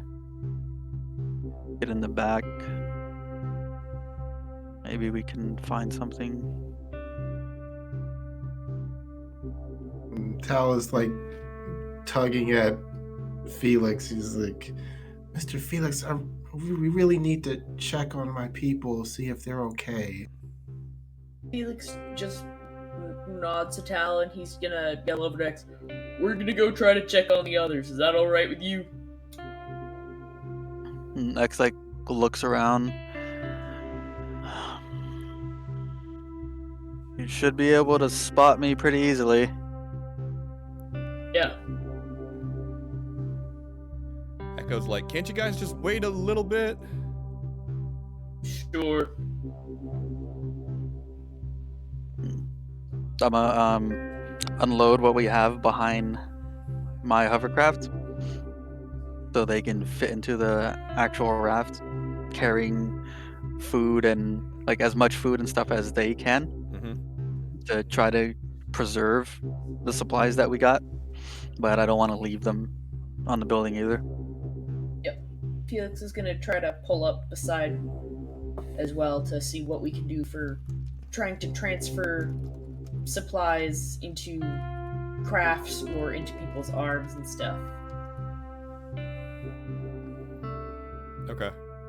So you guys are trying to divvy things up and even the load a little bit, and then still get the 5 people into your little dinghy, your little tow behind dinghy. Yeah. Big propellers gonna be blowing in their face the entire time. Oh yeah. They've been in direct sunlight for a while. It'll probably feel pretty nice. And again, it's December, so they're probably fucking cold. Yeah, X brought all of his clothes, so he's gonna pull up in his duffel bag and like start handing out his clothes to each of them so they can like wrap themselves in jackets and shit. Okay. I'm sure yeah. they'll appreciate the mesh tank tops.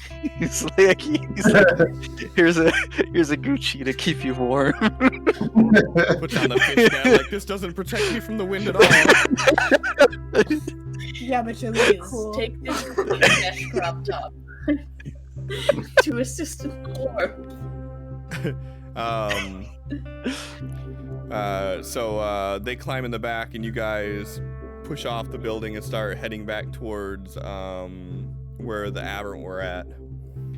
And as you guys start making your way away from the city proper towards the direction of where they were at, and you're pulling further and further away from the strip, you can just see just this surreal visage of casinos that you are very familiar with, like just looking like tiny buildings poking out of the water, and the massive orb that's flying above, and as you guys pull a couple miles out from the city and you're nearing in towards the industrial area, off in the distance, you can see some of the buildings from this area just barely peeking out of the water. Some of them are like just tall enough that the waves are like barely cresting the top of it.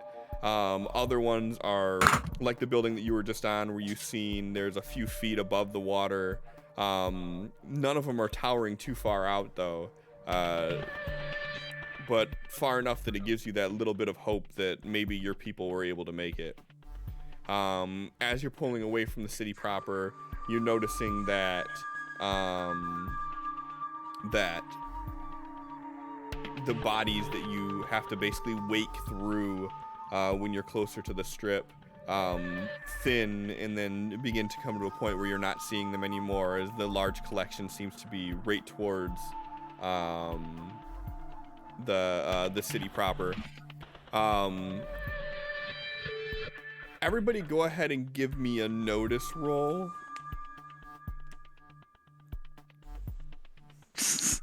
Dude. This is actually perfect. So, That's how it always is, isn't it? well, Felix and X fail, Sophie and Tal pass. well, this is actually perfect. So, Felix, you don't see this because of you've just driven through a wake of bodies, and you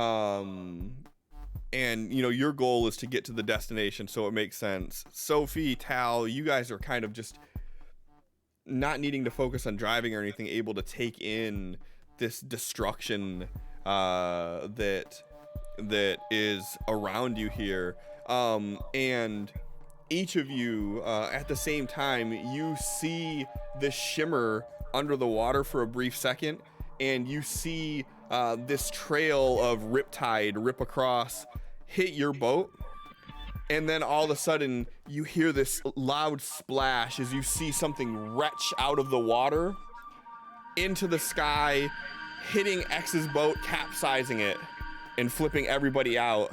And Sophie and Tal, you see taking up the entire sky ahead of you the shadow of the dragon. And that's where we're gonna end it at for the night. Can Tal do like the Free Willy scene with it like flying overhead and Sure. right before it fucking kills us all? Sure. Be my last penny spent. Yeah. Okay. So, you guys made it out of the tutorial. Hey. 2 episodes Right into later. a level 100 zone. Now you're in Dark Souls. Fuck. Now you're in Dark Souls, Guys. and you didn't get any of your starter equipment. Aw. Nice. But yeah. So that's what we'll end it at for the night. Thank you everybody for hanging out. God, tonight was fucking fun, dude. Oh my god. I'm we have so stressed. in my entire Scroll time doing this, I have never seen so many crit fails. No. Fuck no. Ooh. Like seriously, I'm all- someone go That's someone right. go through and watch this again and count how many crit fails we had. We had to have had 10. Well, I'm already at 3 and I'm scrolling up through it. We had to have had like Up 10. 4. It was so I've good. also never seen Allie so stressed and Megan so done with life, so you know it was a good session. 5. This is fine. Everything's fine. I am great. 6. There were 6 of them, but 3 of them were X. And are you counting when it didn't turn red from my little 1 and 1 d6s? that didn't No, so pop that's up 7. red? I just counted the red die. So it was 1 for Sophie, 1 for Tal, 2 for Felix, 3 for X. This is fine. It was a good night. Everything is great. It was a good night. It When was we were fun. It's always a driving good the night when hovercraft, we're I was like, I just want to fucking park. If I'm gonna have to roll a driving roll each fucking turn, I'm like, it's just bound to happen at this point. Well, I was almost treating it like a chase scene at that point because that's kind of what you guys were doing, which is why like you had to do something with the hovercraft, and this is a vehicle that nobody has ever driven before, so it's not like it's just, no, yeah, we got this, we're good. Plus, I knew statistically that it's gonna happen to somebody at some point too, because just mathematically it had to. I had to manually check a crit fail for an NPC, so that makes 8. Right. Either way, we've never had so many fucking crit fails in one session, which was amazing and entertaining. Although Sin doesn't look like he agrees with me on that one. Sin looked like he was fucking done. I was done after like 2 hours. I was like, we're These fucking failures. We suck. Like, I think I actually passed like 4 rolls.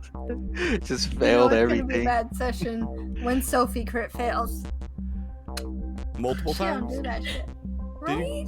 Did you do it twice, didn't I you? don't know. No, she only did it once. Oh, just once. I don't know. But it was bad. It was not a good time.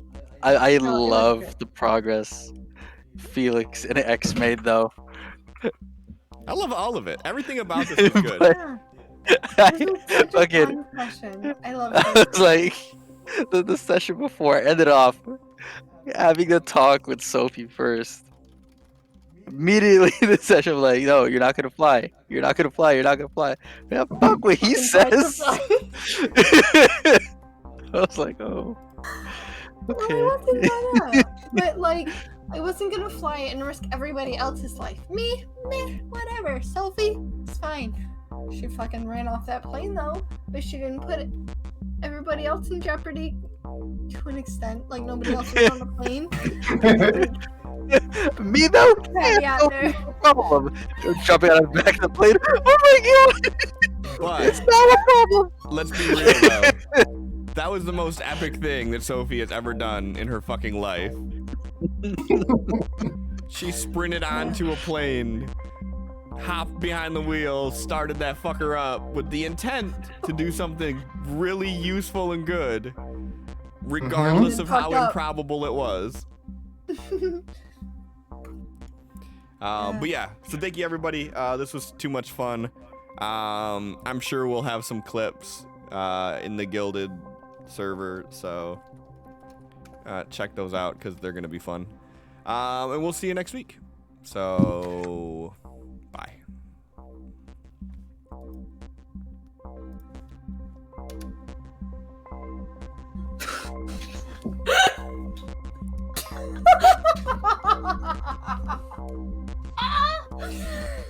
On the record, everyone with a can't do negative attitude had a terrible time. The Aberrant, however, were very successful.